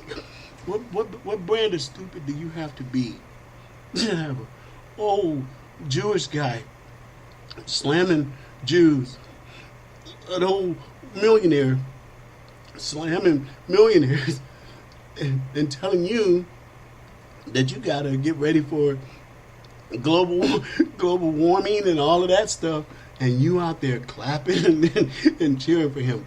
What brand of stupid is that? Because I ain't never seen that one. That's you young people. That's you millennials. Are you that mad at your parents? Are you that bored that you just gonna hook up with any old thing? Bernie Sanders ain't got no business even running in America. I'm a Democrat socialist. Okay, that's cool. Now here, this is a republic. Okay? And socialism, you guys think you want socialism. You think you want socialism. You don't want socialism, trust me. And so they got us divided. They got us on one end of this stick, doing this and doing that. And it's like, man, you guys, I'm just trying to keep up with the different levels of stupid that are happening. And if I'm referring to some people as stupid, you know what? Yeah, you are. That's the beauty of the Southside Unicorn Show. I'm not going candy coat it. I'm not talking about all of y'all, and you know who you are. If you didn't put your hands together and clap real hard for Bernie Sanders, I'm talking about you. If you done stood in the same room with Hillary Clinton and think that she's some kind of second coming and she's supposed to be the president, I'm talking about you. So, let me try to bring this back around to where we were. We were still in the Smollett zone about the hypocrisy of fake racism, fall racism versus the real deal. I think you got a little bit of a taste of the real deal when I played the Billie Holiday song for you. Yeah. But now let's try to go into the political weeds just a little bit, because see, they say there's nothing new under the sun. That I heard an old lady say that in church. I heard a friend of mine. Her name is Kimchi. She's on Facebook. She's a real cool, very wise young lady. She's a Blasian, as I call her, because she's black and Asian, but she's a very smart young lady. And she said the same thing. There's nothing new under the sun, which means it's happened before and it'll happen again. I guess it's sort of like mini skirts. They come in, they go out. They come in, they go out. I think bell bottoms is even trying to make a comeback. So I guess that would be the same in the political world too. I guess you could see where a trend used to be one time and then it comes back again, and I think that's what we're seeing. So I just want to play a couple clips for you, because here's the funny part. I believe they're as relevant today. No, stop. I'll get into that. That's why I told you guys this is going to be a pretty long show. This is a catch up. This is a makeup show. So you could probably digest it in pieces, listen to a little bit now, listen to a little bit of it later. I'm going to backtrack just a half step. Look, I knew what Jussie Smollett was about. I knew it was a lie. I knew it was a fraud. All you got to do is go check any of my postings during the time that nobody knew nothing. Like this one reporter. I was like, what am I, chopped liver? He's like, who would have ever guessed, who would have ever imagined that this is what this would turn out to be? I was so incensed that day. Except my friends and my supporters. They were all like, Kenny, you told us. You called it right off the bat. Because see, most people, especially when you're collecting a check from a source, you got to protect that check. So you're going to be real careful about what you said. Well, like I've always said about me, Fleckus, F. Fleckus, he has his own YouTube thing, and he did a video of me at the first annual Blexit convention in Los Angeles. And I said it then. I'm like Blade, man. I got all of a Democrat's strength, but none of their weaknesses. And I don't have those hang-ups. I don't have those issues to stop me from spitting the truth to you. You know what I'm saying? I'm gonna keep on spitting it. You want me to spit some more truth? You got to drop, put a coin in the kitty. Come on. But in the meantime and in between time, I'm gonna still be spitting the truth. I told y'all what that was about. So I'm dealing with my friends and people that I know. And I've learned to let things play out. I let it play out. And I regret that I wasn't on the air in March or even in the February parts I should have, because then it would have been more prophetic. But the clip that I want to play for you all right now, I promise you, and if you want to talk to them or get to know them, some people know them already because you know me and you know the show. Two friends of mine that I met through an excellent friend of mine named Edna. Edna's, she's one of my best friends in the whole wide world. I know them through her, but they have become my friends too. And it's Victor and Becky. They're just awesome young people. Imagine this: they're living in a beautiful manicured community. She's got her thing going on. Victor is all about his business. Hard-working brother. Well, correction, he's not a brother. He's a Latino male that is, he grinded, straight putting it down. You know what I mean? And he's got a beautiful wife. Her name is Becky. She's white. And I was over their house one night kicking it. And to me, the Southside Unicorn Show is everywhere at any given time because it's me. It's just me. It's an expression of me, and I share it with you all when you take the time to listen and let me put this in you. So there we are, we chilling, some beverages were kicking, And I said, you know what? Who better to ask about the Jussie Smollett situation? Now, mind you, I already know how this was going to play out. I knew how this was going to play out. But who better to interview than this lovely couple, Latino male, cool as hell. He loves everybody. He's got a nice disposition about him, and his house is laid out. You ever want to watch a football game in style? You got to go to his house. His wife, sweet as pie, beautiful young lady. They're a little bit younger than me, you know what I mean? Well, actually, probably a lot younger than me. But they are just a beautiful couple. So I thought to myself, who better to give me some input on Jussie Smollett than this couple? Now, mind you, when I interviewed them, you know what? Let me do it this way. You guys hold on because it's that time again. It's time to make that break and pick up that cheddar. So don't go anywhere. When we come back, I want to play something for you because it's almost going to take you through a time travel. You got to hear this. This is just incredible stuff. So let's get that break in here and then we'll get started.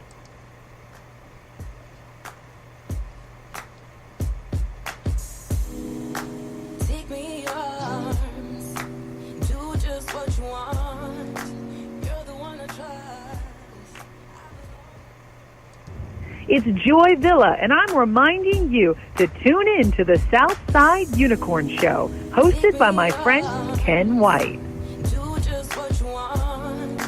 You're the one I trust. I belong.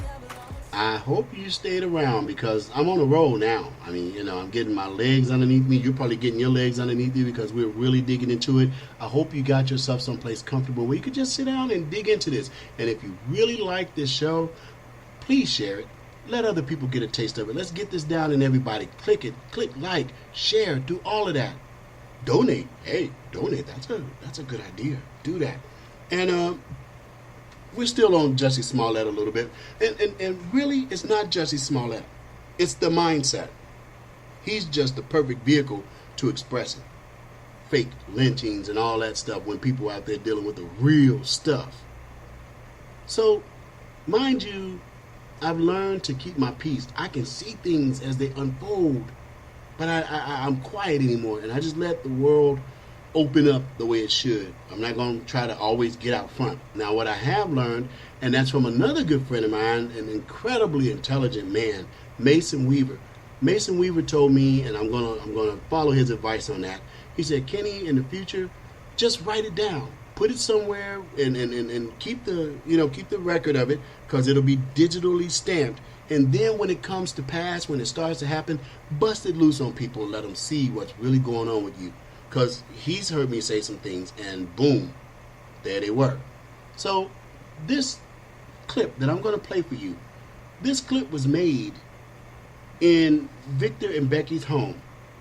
It was made at about 5:35 p.m., maybe 5:20. I don't want to be. I can clip on the properties and double check, but I do know it was made on the 10th of March, 2019. Now that was long before, this man would be found to have no charges filed against him, that his record would be sealed, that he would walk away scot-free and just pimp on out the door. Now you remember that optic. that his records were sealed, no charges were filed, right? And that he just basically walked away scot-free. I told you that's what was going to happen, because he was sent to do what he did. When those type of operations occur, the operatives make sure that they have a get out of jail free card. And he had one, and he pulled it out, and he got away. But now this interview was on the 10th of March, 2019, of a lovely American couple, Latino male, Victor, white female, Becky. Becky is an innocent. She's just, if you meet her, you will fall in love with her right off the bat. She's such a sweetheart. This is them, and I interviewed them about the Jussie Smollett matter before any of the adjudications happened. Now listen carefully to what they, as American citizens, thought would happen with the Jussie Smollett matter. Okay? Take a listen to this. Hey, everybody. That's right. It's me, Ken White, host of the Southside Unicorn Show. I'm glad you stayed with us. I got Victor and Becca with me, and they are a couple. And, you know, sometimes it's good to just get someone else's opinion about what's going on. As you heard in the earlier parts of the show, I gave you my opinion about Jussie Smollett, and I told you it's a setup. But that's besides the point. We're just going to go ahead and get some other opinions, because that's why you listen to the show, you know, to get what's going on, how are people feeling about it. I know how you feel about it because you're chiming in on the show. So I'm going to ask Victor. Victor, are you familiar with the situation with Jussie Smollett? Yeah, just a bit from what I got over the outlets, you know, Twitter and just regular news, online news. Okay, so that people won't say I'm putting words in your mouth or anything. What did you hear? What do you know about the case? Well, first I heard that he was assaulted by some white guys, and I thought at first I was kind of mad because that sucks. You know, it was because he was gay. Right? So wait a minute. What you're saying is, when you heard that perhaps an African American LGBTQ community member was assaulted by two white guys, it made you mad. Yeah. Who were you mad at? Well, I was mad at the guys because it was because he was gay, and so it was wrong. Yeah. And so that's the reason I was upset with, because it was wrong. You shouldn't do that in the first place. You know what I mean? Like that's something that shouldn't happen nowadays. Right. In this day and age, you think it wouldn't happen. Correct. So Becca, did you know anything about this case at all? No, I did not. Wow. So hearing what Victor said, what do you think about that? It's sad. You don't think that, you know, those things should go on anymore in this country. But they do. And what do you think should happen to the two white guys that come up? I mean, they should have charges pressed against them if you know, they did in fact put hands. Nobody should put hands on anybody. So when they catch these two white guys that beat him up, what are you saying should happen to him? I mean, they should get time in jail. Okay. But what if I were to tell you, and I'm going to let Victor tell you, Victor, what happened to the case? So what ended up happening was he went ahead and paid, I forget if it was like some It was two of his best friends. yes, paid two guys to assault him to boost his ratings as an actor on the show, right? To get more publicity. Like, it was kind of like a free publicity for him, and to give him some sympathy. And so what I had read after the fact, after like when that first came out, was that it was he was, you know, jumped because he was gay, and then the two guys that had beat him up had said some slurs, you know, about him being gay and make America great again stuff. So it was kind of like these two white racist guys did that to him because he was gay and because he was black. And so what ended up coming out was that he paid these two guys to jump him. And he ended up, like, I guess he scratched himself too, right? Oh, he did a lot of stuff. Yeah. But it's unique, Becca, that you didn't hear about this, and that's actually, it's great because we get to have a fresh opinion, because for a lot of us, we've known about this case. And even as I heard your opinion about what should happen to the white guys, I'm already knowing about the final thought, which is this guy was a liar, right? So now that we know that there were no two white guys that attacked him, that it was actually two African guys, they're straight from really African guys, that beat him up. How are you feeling now? What should happen to him? I mean, he should definitely go to jail for that. I mean, it's like we're going back in time, going backwards just to get publicity and get yourself out there. I mean, that's just shocking to me that somebody would do that and make people think that these white guys beat up a gay guy just to get publicity out of it. I mean, that's very sad. So let me ask you a question. Would Social make media and stuff can do these days. Like Right. what you see, you think that it's real, and oh my gosh, you feel bad for this guy that's going through this. This is happening to him. You know, already being gay, that's so hard to deal with because some people just don't, you know, accept gay people like they should, and you know, and just the way social media is now, a lot of it's fake now. Exactly. And so, how does that make you feel? Like, for example, in part of the show, and I said it earlier and you all heard me say it, how does a young black person feel on a bus with two white males if they're looking at him and laughing? Are they thinking to themselves, are these two guys about to hurt me like they hurt Jussie Smollett? Now that we know that it was a lie, okay, fine. But I'm saying before the truth came out, how was everybody feeling about that? You know, you expressed George Victor, and that's really an interesting thing because, I mean, if you were to identify yourself in the ethnic dichotomy, what would you consider yourself to be? Hispanic male. And the thought that an African American LGBTQ member was harmed by two white males made you angry. Yeah. Well, that dispels a lot of myths about race and racism, you know what I mean? And this is what Jussie Smollett messed with. Because I think for pound, we all get along pretty good, wouldn't you say? Yes. You know, that's Becca saying that, right, Yeah, Becca? that's You know, what would you identify as? White. Okay. And as a white person, you were ready to see two white males go to jail at the mere thought of them doing that, right? Yeah. So where is all this racism, ladies and gentlemen, that, you know, Jussie Smollett and others are trying to create for us with this specter of, you know, if you're Latino, if you're white or white Latino, there's a lot of different dichotomies there. I don't see the racism. I got to do a full disclosure here. I know Becca and Victor, so I can attest that they're some of the coolest people I've ever known. But you know me on the Southside Unicorn Show. I will interview anybody, anywhere. If you know someone that needs to be interviewed, just let me know and I'll be there. So, do you think we're going to be able to get beyond this? I mean, Yeah, you think he's damaged? No. us in a way? I mean, I think he's damaged himself. You know, he's Well, what if he damaged doesn't himself. go to jail? Yeah, if he doesn't go to jail and pay for it, there's no consequence for what he did, then that opens it up for someone else to do the same exact thing. Mm-hmm. But as far as for him, I mean, he's ruined. He ruined himself. He's not gonna get any more acting gigs. You don't think? But people, I don't think so. You know, what would you say if I said that a lot of African American luminaries, some are considered critical thinkers and what have you, they were already saying they're prepared to forgive Jussie Smollett already. I wouldn't. Wouldn't cut him. Nope. And neither because, would I. Because that wasn't a small lie. It was a huge lie. It was a lie against it had people. It had a major impact. Mm-hmm. And it wasn't just for just black people. It was for, you know, he impacted black people, gay people, white people. He just involved everybody. He messed you know, up the party. And then he also, you know, brought the president stuff involved too. So it's like he went out there and tried to trash as many people as he could. Yeah. Really. Yeah. And so, yeah, man, I would not hire him. So, anywhere. is it fair to say that Victor would throw the book at Jussie Yeah. Smollett? Yes, I would. Becca? I'm more forgiving and rather, you know, him work through his. Some people go through things and we don't understand why. You know, he definitely needs counseling.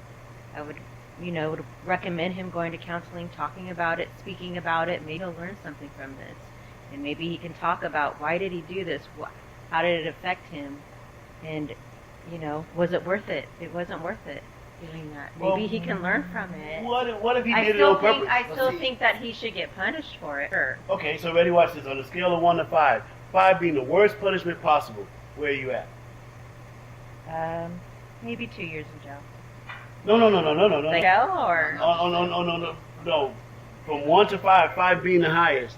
What's the 5 being the highest? Which means the maximum amount of punishment. I'm not talking years. I'm just talking about like when they ask about your pain, like how bad are you hurting? You know, are you hurting on a 1? Are you hurting on a 2? Or is your pain all the way up at a 5, right? How much of the book should we throw at Jussie Smollett? All of it, or try to cut him some slack? Got a little bit of dead air time there. We can't have that. So. I would say maybe I'm middle, 3. On a scale of 1 to 5, 5 being the worst possible punishment we could give him. Becky saying give him a 3. Yeah. I mean, I'd say give him a 5 because you don't learn your lesson. He was methodical about it. He didn't just do it off a whim. He thought about it. He thought about it all the way through. He just didn't have the right execution to get away with it. And so I would give him 5. I mean, he won't learn until he pays for what. There it is. And you know, I'm going to have to jump on the same boat with Victor. Being from the south side of Chicago and knowing that he was lying from word 1, do you want to know how I knew he was lying? Yes. Yeah, I want to. Okay. I'll tell you. When I was a little kid, I used to have to take the laundry down the road to wash it in the wintertime. And when it's 19 below, when it's cold as all get out, right? Bleach freezes at 21 degrees. It freezes, rocks out, boom, right? This incident allegedly occurred on a night when it was 25 below zero. There's no way you're going to pour bleach on anybody in that weather. That it won't come out the bottle. So I knew right then and there, Jussie Smollett is lying. Yeah, but it took us, what, how long, 2 weeks? So the whole country had to suffer and listen to him talking, like you said, talking about the president. I mean, he really took great license. So I'm with you on that. So any parting words that you want people to know about take on the Jussie Smollett situation? Really, it's just that when you go out there and you impact, you have an impact like he did, where you're trying to throw racism against a nationality and about gay people, whatever your social your preferences and stuff. I mean, that's not something small, and that's something to play with. So you got to be as political as everybody wants to be and open. You have to be, and you have to ride that. You can't just say, okay, yeah, he's gay. Well, then you know what? You're hurting gay people by making these accusations, making these lies. So you know what? If you want to protect gay people, then you got to walk that path. And be honorable, have some integrity about yourself. Yeah, you have to keep that integrity. Exactly. Becky, you get the parting word on this. It's just really sad to me, because this kind of thing does happen to gay people, and him making a mockery out of it. It's really sad to see, and him being an actor and having that platform, that's the route that he went. It was a bad choice. A bad choice. And speaking as a fellow African American, he damaged us really bad because you heard the old saying, the boy that cried wolf. This is like, I don't even know if it's wolf. It's like the boy that cried aliens that come out of the sky and they taking over the planet Earth. It was such a egregious lie. So I want to thank you both for sharing your time on the show. Okay. Can I get you back on one time coming in the future? Yes, sir. Outstanding. What about you, Becky? Can I Of get course. you another one? Good. Thank you. Okay, everybody. So that's what we're going to be talking about in a minute. We're going to chew this up. If you got any opinions or intake on it, you know how to get a hold of it. Just reach me at Ken White 4444, or you can catch me on the Facebook page. Let's kick this around a little bit because, see, I know there's a lot of you out there just like them. Good, decent people. We didn't need Jussie Smollett. So let's make sure we talk about it, get it understood, so we don't get another one. Be right back after these messages. And mind you, that was taped in their living room on the 10th of March, 2019. Now, you might have heard me a couple of times slip it in there that I kind of knew which way this was going to go. I tried not to input my opinion. I wanted theirs naturally, but pardon me. You'll hear it in the interview a few times. I said, what happens if he doesn't get charged? Now, you remember, that's on the 10th of March because I knew he wouldn't be. There's a reason I know he wouldn't be or knew he wouldn't be. We'll talk about it more and more as we go down the Southside Unicorn Show. But you got to remember, I said on a scale of 1 to 5, what kind of punishment would Jussie Smollett get? And tax-paying, hard-working American citizens doing it by the numbers, between him and his wife, they kind of came up. My man, my man Victor said throw the book at him, a 5. His wife is like, well, give him a chance and let's maybe do a 2 or a 3. And Jussie Smollett got 0. Now, what do you think that does to fair play and decent Americans who don't have the blot of racism in their eye? Pop quiz. How do you make a person a racist? By constantly accusing them of being a racist while letting the real racists get a slide. Hello. Well, it's time for another break. Be right back. Please stay tuned. We got more show to go.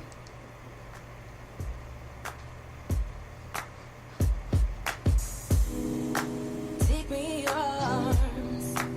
Do just what you want. You're the one I trust.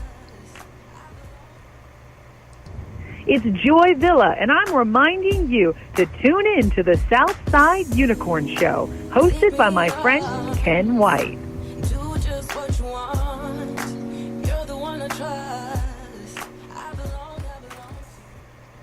Hey, we're back from our little station breaks. But you know, this is a pretty long show. This is what happens when you kind of, don't input for a while. It's been a minute since the last show. So this one is a special. This is a unicorn special. Whose history is it anyway, right? Or, whose history is it? That's the thrust of this show. So we're just going to, touch on these issues and those issues and that issue, Before I cleaned up the Jussie Smollett, and just for the record, we're done with him. We're done with that. We're going to move into some other stuff now. Again, like I told you, he wasn't the whole show. He was the symptoms of a larger issue, so we had to really squeeze it out there and make sure we got it understood. So before that, I was trying to say that there's nothing new under the sun. There's nothing new under the sun. And what was once old is now new again. Well, with the African American people, it seems like there's some lessons that we should have learned, that we have not learned, that we need to learn, that, again, like I say, and I've had the privilege of, guest appearing on a few shows, the Lou Desmond and Company show, several others that are out there, KCCAA or whatever, KCCA, I could go on and on. And I would say sometimes, and people are like, you can't say that. Look, I say what I want to say. And what I'm saying is not stuff that wasn't heard before. I've always challenged the African American community to become more politically mature. More politically mature. This rollout that Biden did today, oh man, he should be done before he starts. That's it. It's a wrap. It's a wrap. Who needs him? He's coming out with the same old drollery. I believe it's a setup, personally. We'll get into that on another show, but I think these fools think they're smart enough to be dangerous. That they think they're going to try to, whammy us. They got somebody that they're hiding. They want, Trump to put all his energy on Biden and Kamala Harris and, what's his name, Sanders and all that stuff, right? And they got somebody that they're going to just unveil at the last minute and think, ooh, and everybody's going to be clapping. Yeah, we got him now. We got to vote for this person. Don't believe the hype. They are exactly the same people they've always been. The mess that our country is in, well, both parties get to take some blame, but them Democrats, they're a hot mess. I'll prove it to you. Imagine, like I told you, my birth date is the actual signal date of the Civil Rights Act. So I'm the human clock. Okay? And yet you had the incredible Malcolm X in 1963. That's the year before I was born. So he's spitting on the mic trying to wake black people up in 1963. And you'll hear it. I guess it's called his historic "You're a Chump" speech. But you got to hear it. But I want you to do one thing. I want you to pretend it's not 1963. I want you to pretend it's 2019. And I want you to take a listen. You're the one who sent Kennedy to Washington. You're the one who put the present Democratic administration in Washington, D.C. The whites were evenly divided. It was the fact that you threw 80% of your votes behind the Democrats that put the Democrats in the White House. When you see this, you can see that the Negro vote is the key factor. And despite the fact that you are in a position to be the determining factor, what do you get out of it? The Democrats have been in Washington, D.C. only because of the Negro vote. They've been down there 4 years. And all other legislation they wanted to bring up, they brought it up and gotten it out of the way, and now they bring up you. And now they bring up you. You put them first, and they put you last. Because you're a chump.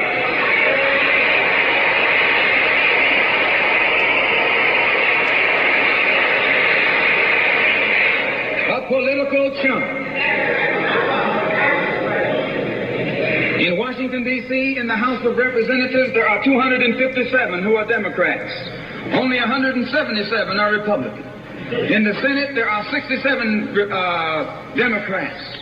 Only 33 are Republicans. The party that you bash controls 2/3 of the House of Representatives in the Senate, and still they can't keep their promise to you because you're a chump.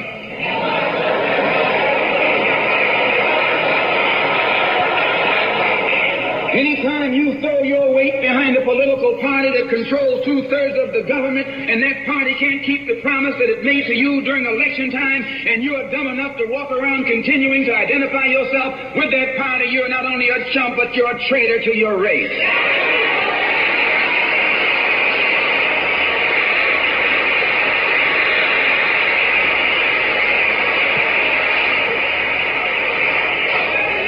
And what kind of alibi do they come up with? They try and pass the buck to the Dixiecrats. Now, back during the days when you were blind, deaf, and dumb, ignorant, politically immature, naturally you went along with that. But today, as your eyes come open and you develop political maturity, you're able to see and think for yourself. And you can see that a Dixiecrat is nothing but a Democrat in disguise. I hope you understood that. I hope you heard that. And like I said, no, not 1963, 2019, okay? You know, and I've mentioned, you know, I call it the Black Holocaust between black on black crime and abortions reaching, you know, staggering numbers of 1,876 babies every day. You know, if you do the math on that, the way they had it plotted out is from 1973 to current, we've lost over 16 million African-American babies. 16 million. Now you do that with what you call diametric expansion. 16 million becomes 32 million. 32 million becomes 64 million. 64 million becomes 128 million, right? And maybe even more, because sometimes you're going to have multiple births.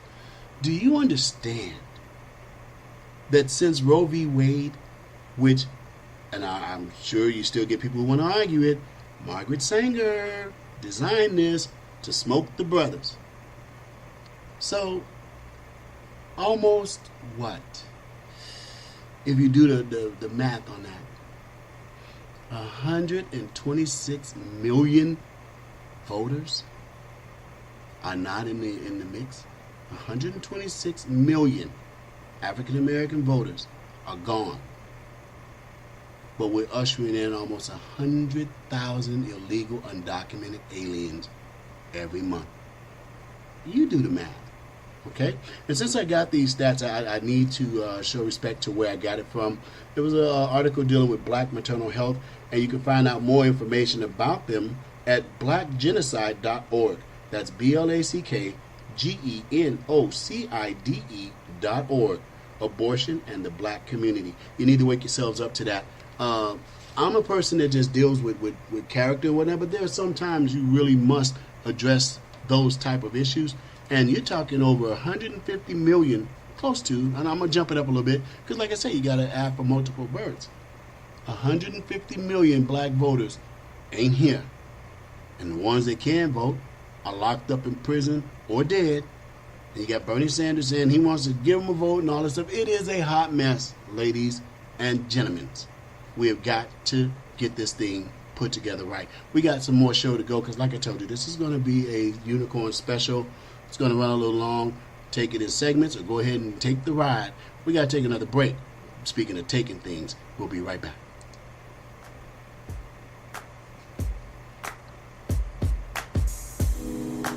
Take me in your arms. Do just what you want. You're the one I trust.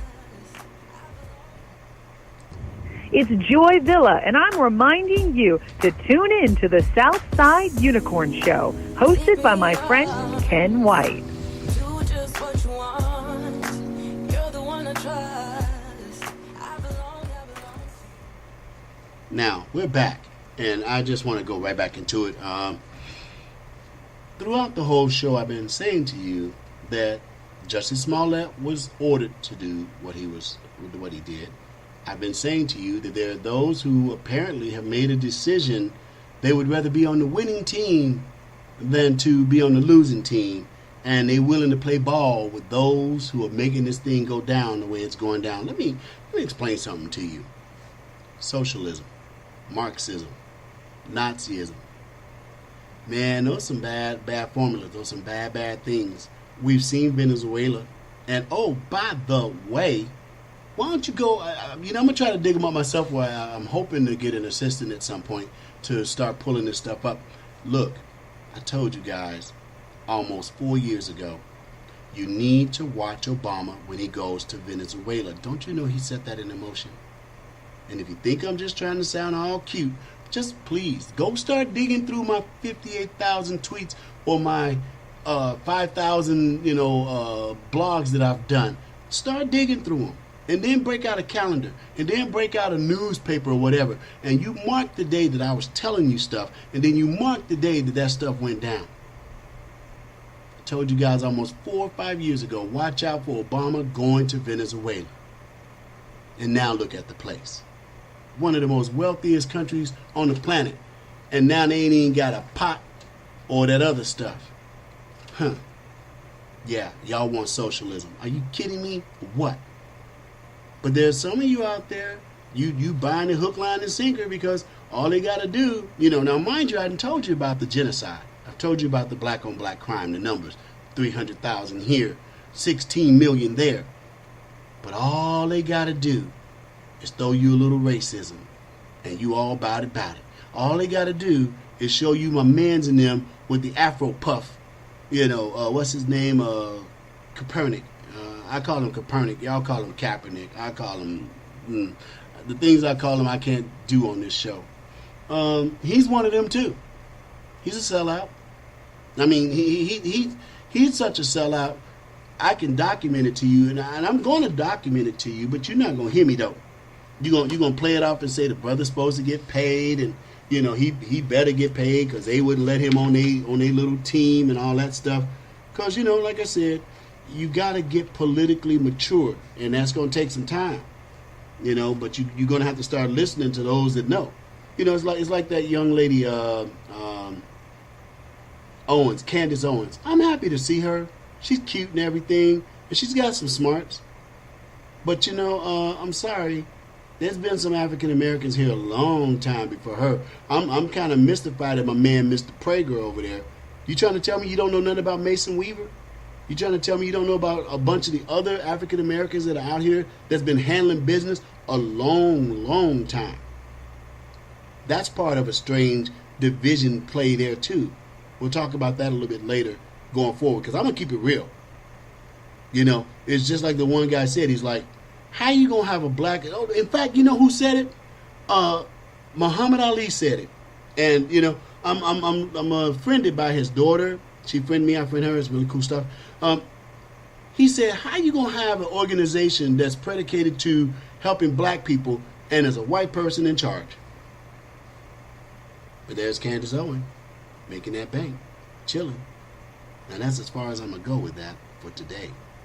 I'm going to get back on Colin Kaepernick and Jussie Smollett and all the other people that are dancing a jig to a very strange tune, y'all.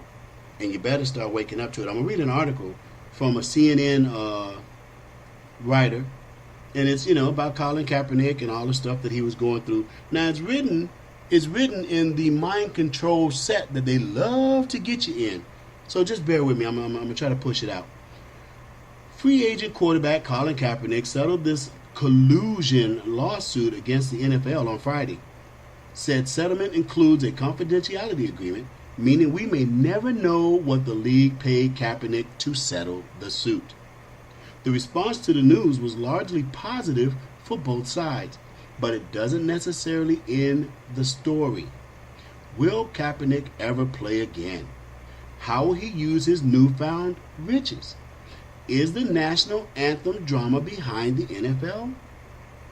In talking about this and a whole lot more, former Pro Bowl running back Larry Johnson absolutely blasted Kaepernick for the settlement on TMZ Sports.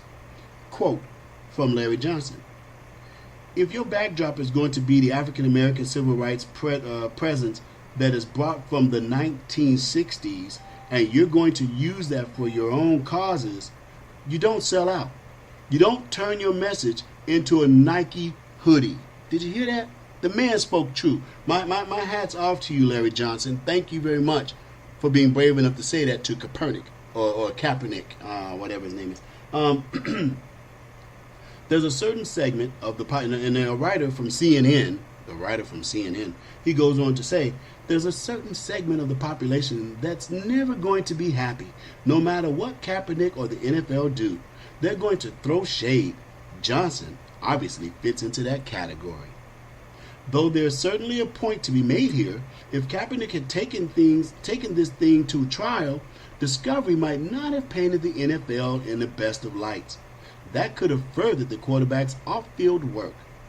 In any event, there's going to be different opinions on the topic this divisive. Apparently, Johnson is not happy with Kaepernick, air quotes, selling out. He's entitled to his opinion. See, that's that snarkyism that comes from the left that just, it burns me. But my hat's off to Larry Johnson because, he's right. You guys are all out here celebrating Kaepernick and, what does that thing go? Risk everything, if it costs you, I can't remember that stupid quote because it's so disingenuous. I choked to almost put it out my own mouth. Risk everything or speak the truth even though you're risking everything. Come on, people. Kaepernick didn't risk anything. Nothing. In fact, let's kick the ballistics on this dude, okay? How much is Colin Kaepernick worth? He holds a healthy wealth, and the net worth of Colin Kaepernick is, get this now. I want you to catch this. The net worth of Colin Kaepernick is $645 million as of 2018. Colin Kaepernick officially became the part of the NFL in the year 2002. Now, in 2002, right, he became a part of the NFL. Colin Kaepernick's worth in 2011 was $308,000. I could say something about that number, but it would personalize it. I'm not going to do it. Colin Kaepernick's net worth in 2011 was $308,000, and this figure gradually went on hiking up, and in 2014, he earned his workout bonuses, which were around $100,000. Hey, they paid this cat $100,000 to work out so he could get better at his craft. Now that's a hella job. Okay? When he played for the San Francisco 49ers, and the salary he received was about $645,000 from that. And similarly, he grossed the bonus salaries in 2015 too. The incentive he got from the San Francisco 49ers generated $4,900 per workout or something like that, and then it kind of ballooned to like $400,000. So Colin Kaepernick took a salary of around, I think it was like $10 million, something like that, right? So hold on, this gets good. By the end of 2016, his assets were valued at about $22 million. And then he started kneeling. Then he started doing that thing. Started doing that divisive, racist thing, that part of, I look at that and I'm just saying, if I was a radical Islamist, the first thing I would do is I'd send out agents. You got to remember, the Russians used to do it better than anybody, and most of their names was Natasha. They'd send you out a Brzezinski or Natasha, and they get you sprung. They get you straight sprung, and the next thing you know, you giving up all the American secrets and whatnot. She's rolling you, oh darling, so when are you leaving? I'm going to miss you. Oh, my ship leaves out next week, and I'm on the USS Arizona. Except this time it's a bit of a trick play, because you know who his girlfriend is, right? So now he all kneeling and whatnot and pissing off. Ooh, I popped that one. He's pissing off America and making us all kind of mad with all that craziness, all that cray-cray that he over there doing, you know.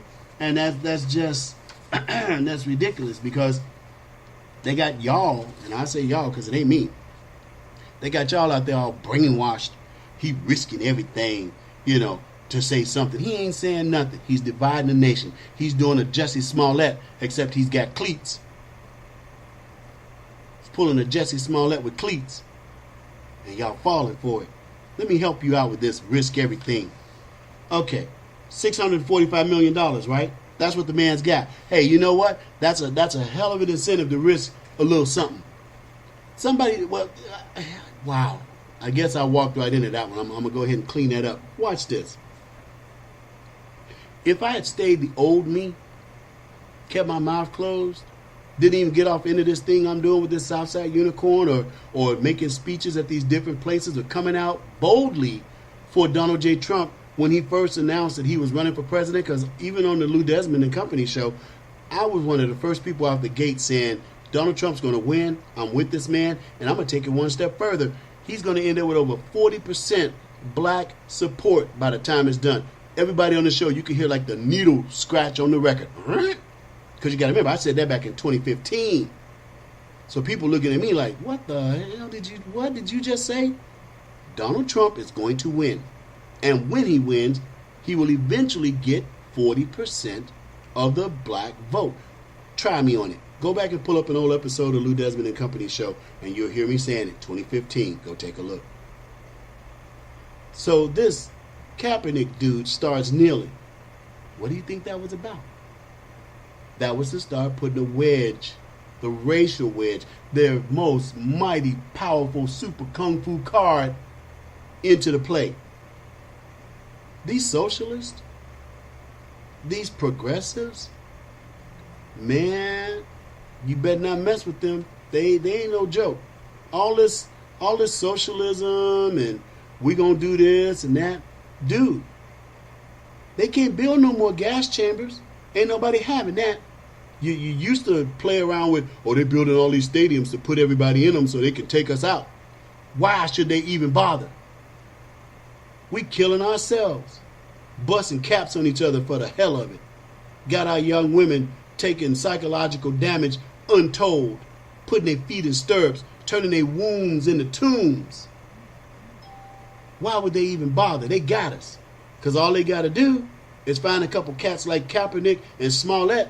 One of my friends, I won't mention any names, but they told me it's called the paper bag test.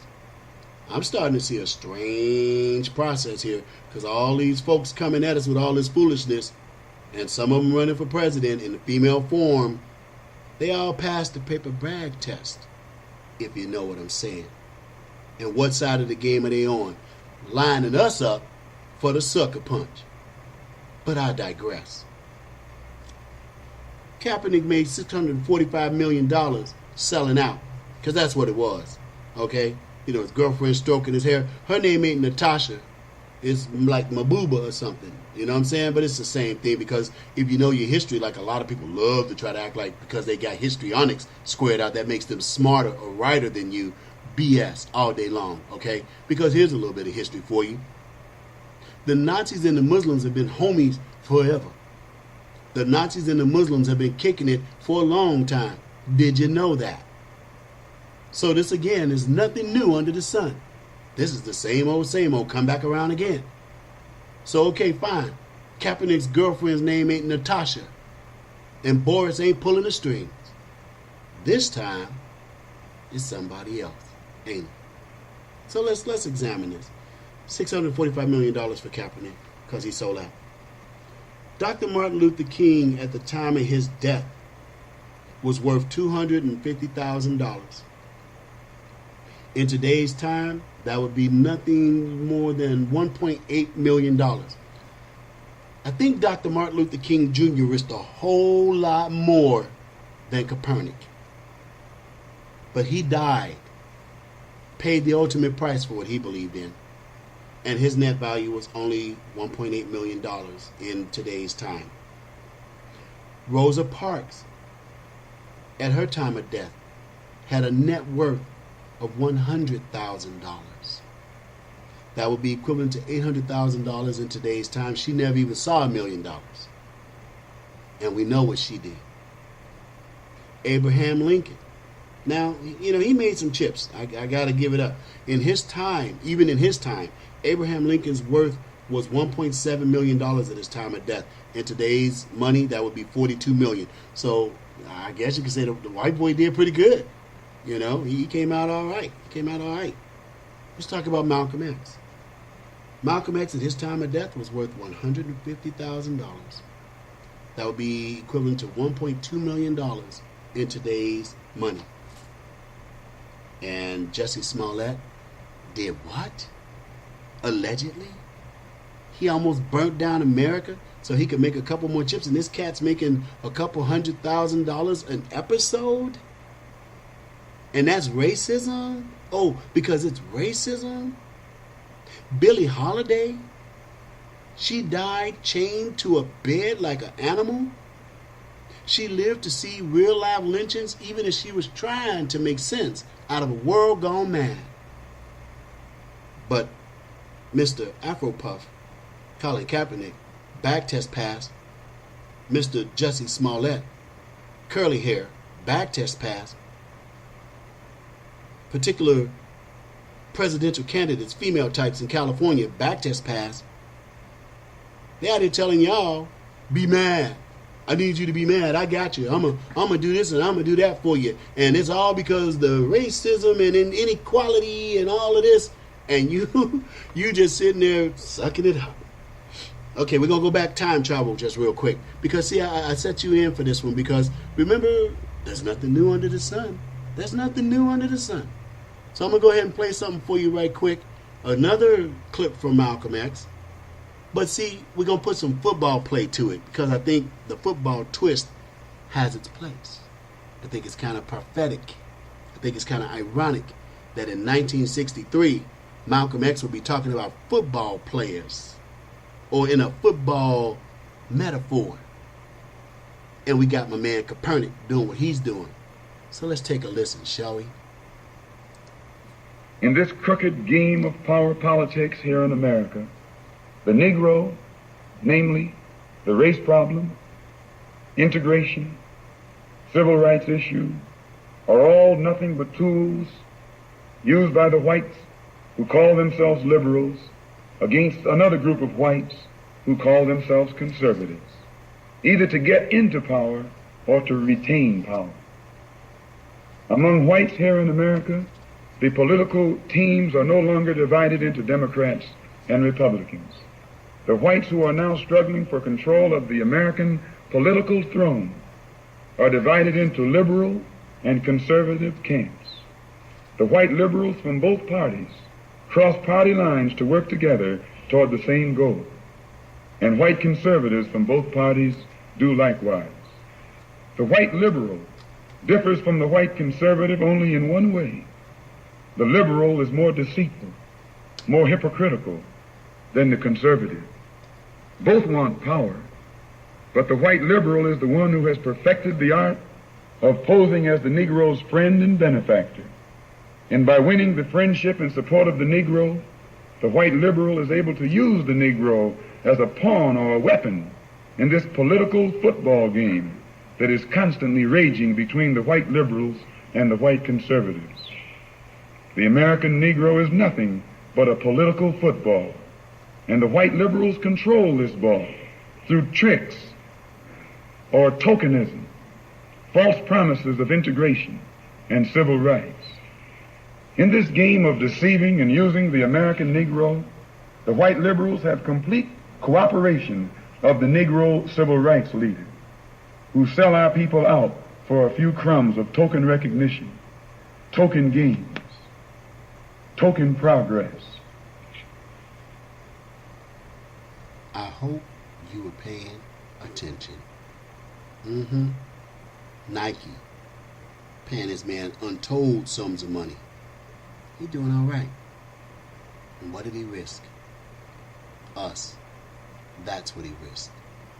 Just a little note here, talking about Rosa Parks. On August 30th, 1994, at age 81, Rosa Parks was mugged in her own home by a young black man named Joseph Skipper. Skipper broke down her back door and then claimed he had chased away an intruder. He asked for a tip. When Parks went upstairs to get her pocketbook, he followed her up. She gave him the $3 he initially asked for, but he demanded more. When she refused, he proceeded to hit her. That's Rosa Parks. At age 81, I mean, as if though she didn't give us enough. When she was young, she risked everything by not getting in that back seat of that bus. You got to realize at the time when she refused to go to the back seat of that bus, oh, it was hot. It was real. She was putting it on the line. How much do you think she risked that day? Just some stuff I want you to think about, okay?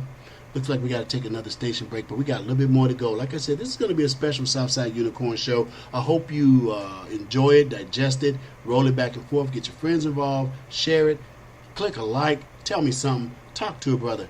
But we're going to go ahead and take that station break right now because we need to. Go nowhere. We'll be right back.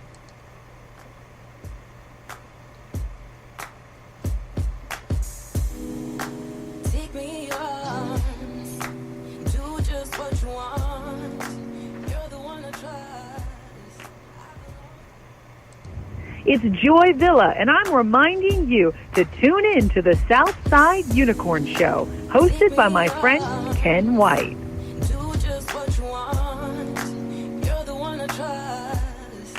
I belong. And we are back. That's right.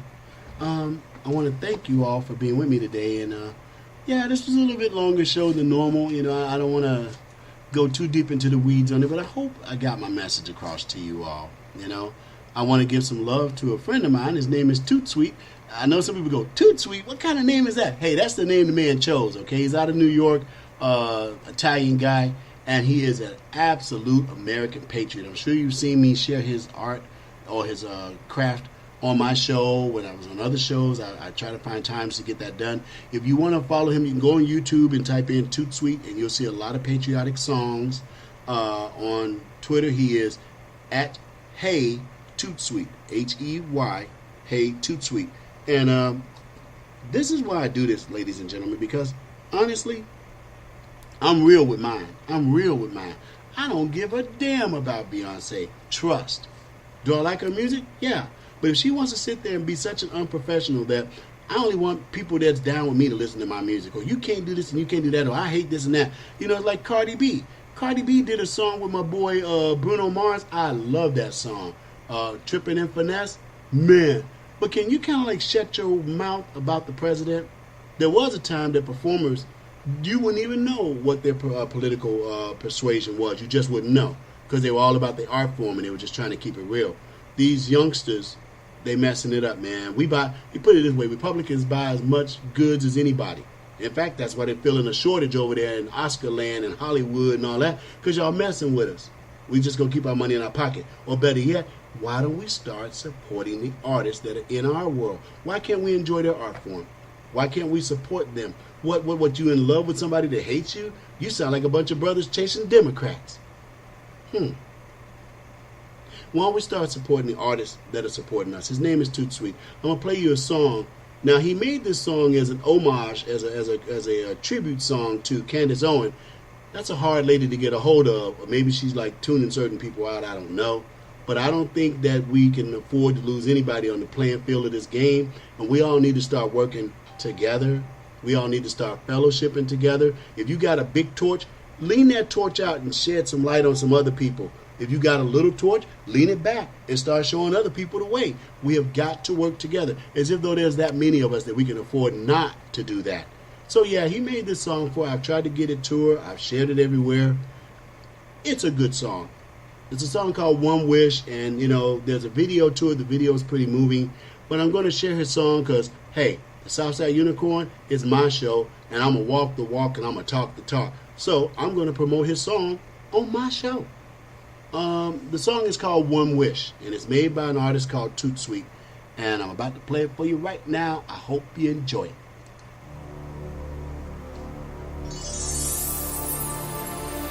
One wish, one star. What will you wish for? You gotta toughen up. And when people are able to strap you to the existence of being a victim, when people sell you that being a victim is a brand that is cool, they can control you. And that's what we see happening in so many different communities. You can be gay and not be a victim. You can be black and not be a victim. What we're seeing spreading like wildfire is a victor mentality. The idea that you can overcome anything that you've lived through. One wish, one star. Two wish. Listen to the words of a king. What will you wish for? Don't make me out of victim, I'm victorious. One wish, one star. Two wish. Listen to a king when he sings. What will you wish for? Don't make me out of victim, I'm victorious. I'm just a man on the outside looking in, and what I see these last 30 years been troubling. Nothing but deceit, manipulation, so much pain and devastation by committing the original sin. The label devil didn't listen to the prophet saying. So let me take you back to the beginning. In the words of a king, you judge a man by the content of his character, not by his race, creed, or color of skin. Those were the words of a king. One wish, one star. Two wish. Listen to the words of a king. What will you wish for? Don't make me out of victim, I'm victorious. One wish, one star. Two wish. Listen to a king when he sings. What will you wish for? Don't make me out of victim, I'm victorious. It's like a recipe that's blessing me, bringing out the best of me, aggressively testing me to create my own destiny and understanding, universally accepting adversity and learn more lessons in life than you'll learn in any university. Inspired by the gospel that's written in stone inside of me, to trust and confide in my conscience that gives a guide me to always practice what you preach, never compromise the principle. So much knowledge that you be remember that you're invincible. One wish, one star. Don't make me out of victim, I'm victorious. One wish, one star. Yeah, listen to a king, sing it to me, girl. If you had one star or wish, tell me what you'd do with it. Blow it out, keep it lit. A flame still burns on a candlestick. I don't wanna be here, I don't even think there. Face on my face, gonna wipe all my tears as I get up off my knees, yeah. One wish, one star. You can overcome anything you put your mind to. One wish, one star. If I had one wish, I would do it for you. One wish, one star. We could change the world if we really wanted to. One wish, one star. We can overcome anything we put our minds to. One wish, one star. No, I'm not a victim, I'm victorious. One wish, one star. No, I'm not a victim, I'm victorious. One wish, one star.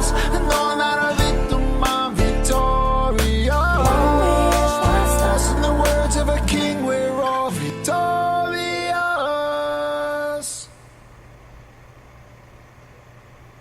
That's Toot Sweet and his song One Wish. And like the song says, we're not victims, we're victorious. We're more than conquerors. We are marvelously and fearfully and awesomely made. That's who we are. And I posed a question on Facebook today, which was about the African American soldier. He's been in every major, or he and she has been in every major military conflict on this planet, and all we've done is success. You trying to tell me we can fight wars for the whole world, but we can't fight the wars for ourselves? That's all I pose. And some people have tried to take it back to the past. I'm not talking about the past. I'm talking about the present, right here, right now. And that's what I'm going to be doing. So the Southside Unicorn is here. The shows are going to pop up. I'm going to try to do Wednesdays live where you can chime in and give me real-time input. But we'll be posting shows easily on Fridays, Saturdays, and Sundays. The show on Sundays is a more laid-back jazz type thing, in case you can't get yourself to a jazz club, which is one of my favorite things on Sundays after church. Is getting someplace and relaxing. So Sundays are going to be relaxing, and Fridays and Saturdays will be what they are. I might even throw a couple more shows in there here and there, but I need your support, ladies and gentlemen. Let's get that done. And this one is to the Lord Jesus Christ and the Holy Spirit. I did it. I hope you're pleased with what I did. It took a while for me to put it out. I understand that. And now I see why, because time and space were colliding into one another. That clip needed to be exactly where it was because that clip is from a timeline before everything unveiled itself. And so I get it. But I did what you told me to do. The show is out. And there'll be more to come, especially now because I couldn't do one without doing this one first. So we're going to close out this show. And I thank you all for listening. And America, we got some work to do. We got some healing to do. And we better get down to it.